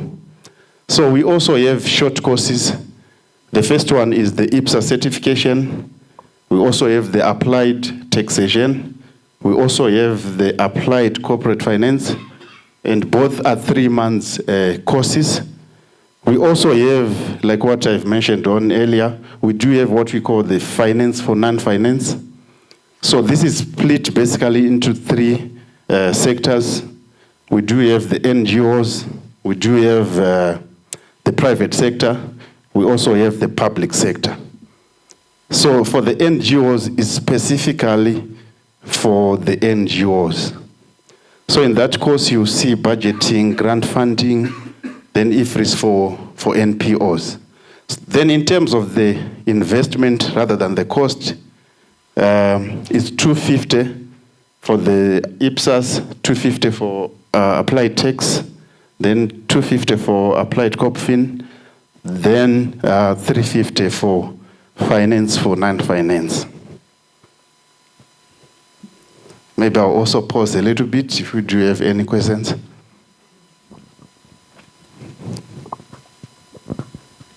Okay, thank you, Mr. Mabambe, for what you have delivered so far. Maybe my question is on the delivery of the courses. Are they online, are they physical, or maybe they are block release? How do you deliver the courses? Thank you. Okay, thank you. So for our certification is 100% online for the 3 months. You write your exam, you learn online, then you are given a certificate after 3 months. But for the CAZ, those are physical exams, and for the PSPAZ. Yes, Finance for Non-Finance again is also online, 100% online. Any questions? Then the next question is, do we have a qualification for NGOs, especially at a professional level? So ICAS next year will roll out a qualification that is specifically for NGOs, whereby we have someone who is equivalent to your chartered accountant, but in the NGO space. But we are also waiting for the IFRS for NPOs, so that we also craft our syllabuses and also, putting something that is relevant for NGOs. So next year, we expect some colleagues from NGO space who enroll with ICAS. Again, it will have the same structure. To say we have a technician, we have an associate, then we have a professional at the top. I don't know if there are any questions. Maybe I would leave to. Any questions?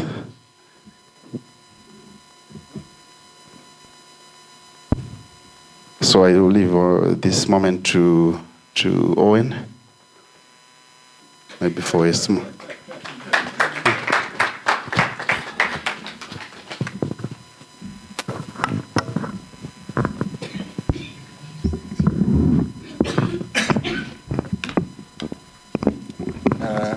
Let me take this one.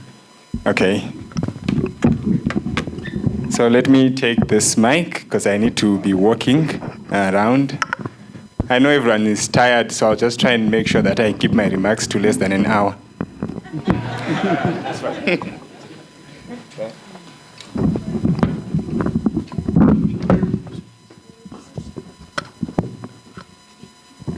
Okay, so 2 minutes is less than an hour, so because that's how long I'll be here. So simple question. We made a commitment to keep doing this, and we've been engaging with all of you throughout the conference, and we've been getting a lot of feedback in terms of the timing for our events. So it's a very simple question. When next should we have the next event? Because the feedback we're getting from yourselves is that work is seasonal, and there are good seasons, bad seasons for such an engagement. So that's the simple question that we want to ask. So, yes, Menti again. Just open your Mentis.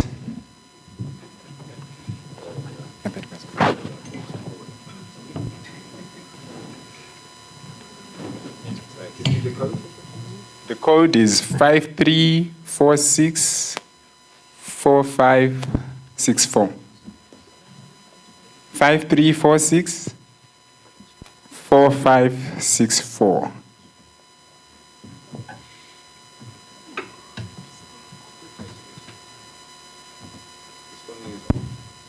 Ooh, okay, let me see. What am I doing wrong?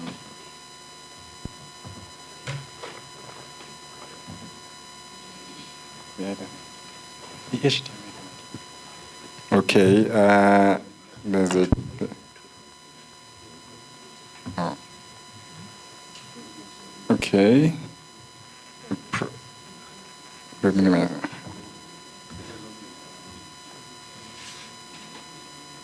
We are having a problem at the election.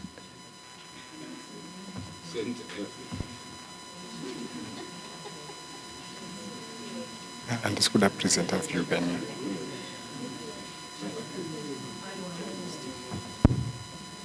Maybe better. I can do this in this now after presenter view.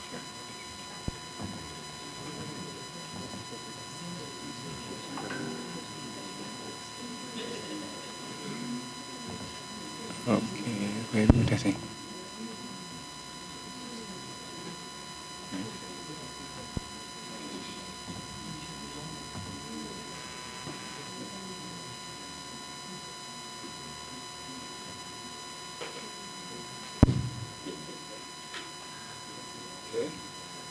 Read the code again. 5346 4564.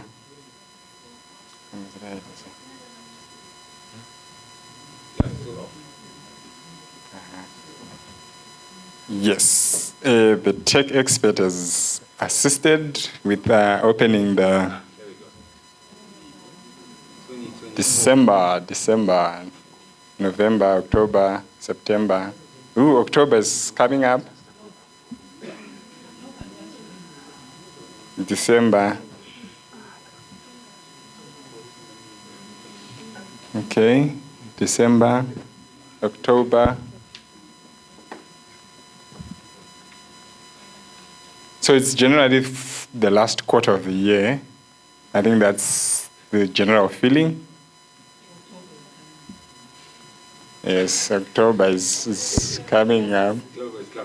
The cocktail party later. But without further ado, and with a bit of sadness, I must say, let me call upon Bothwell Nyanga just to come up and just say a few words of thanks to all of us. Thank you. Bothwell, please, a round of applause. Bothwell.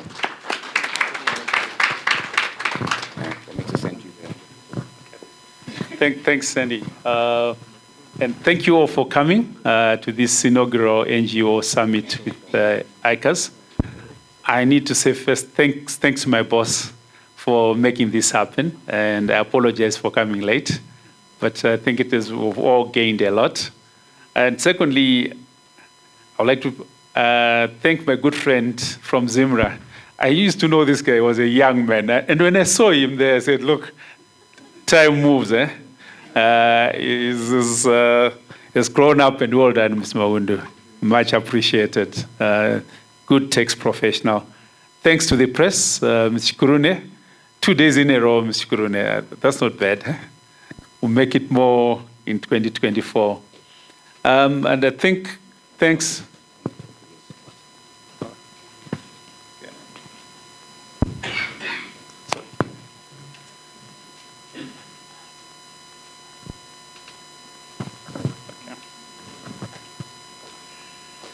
Okay, these guys didn't trust me, so they just have to make sure that I mentioned everyone. I think the guest of honor, the Permanent Secretary for Public Service, Labor and Social Welfare, Mr. Simon Masanga, thank you very much, Your Honor, for coming. Humanitarian Project Coordinator, Samantha Musoke, again, thank you for coming and gracing this occasion, Madam. And then USAID, Theophilus Thorpe. Again, thank you from all of us for coming to this summit. And then we've got Director from the Ministry of Public Service, Labour and Social Welfare, Mr. Zimunga. Thank you, sir, for coming. And then I've got the ICA CEO, Mr. William Soza. I haven't seen him. Okay, I'll thank him in absentia. Thank you for being with us in spirit. And then the Nango CEO, Ernest Nyimai. That's an interesting name, eh? Mr. Nyimai, thanks for coming. ICAS Technical Manager, Tonderai, thank you. That's why you had to give me this. I was going to forget you. And then I think I would like to thank the lady from Baker Tilly for quite an insightful presentation. Thank you. And last but not least, Andy, well done. Thanks a lot for coming. And we'd like to thank the hotel and staff of Troutbeck. Thank you for coming. Anes, you missed here. No, but you should be there. I have to say thank you, Anes. And this fantastic presentation, Nyaradzo. Oh, Nyaradzo, okay, you did. Okay, thanks a lot.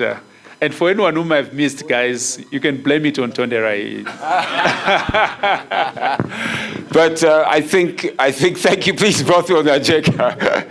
I want to thank all of you for making my job a lot easier than sometimes it is. Thank you. And what I really do like is your participation in this conference. Thank you. People were talking openly, they were questioning, they were asking, and they were networking, and I think it's important. You now have bankers, you now have a media personality. What was the other one? Oh, you have a government official. What was left? Tenderpreneur. I don't know about them. No, we don't like them. No, they're out. Slay, slay queen. What about, is there such a thing as a slay dude? I don't know. All right, okay, well, anyway, I'm that. All right, anyways, but thank you so much indeed. So, lunch is served. Okay, as I said, unfortunately, the activities are cancelled except golf, but please be careful if you're out there because of the thunder. And 6 o'clock, we'll meet there by the reception, by the breakfast place. I think there's that lounge, Sun Lounge, for cocktail parties, live band, partying as much as we can. I am Andy Hodges. It's been my greatest pleasure being with you. And my only thing I can say is please, tomorrow when you go, travel safe, and please, all of you, please be safe in regards to all your family, and Merry Christmas. Who sang, "We wish you a Merry Christmas"? Wish you a Merry Christmas. Take care of yourselves. Thank you.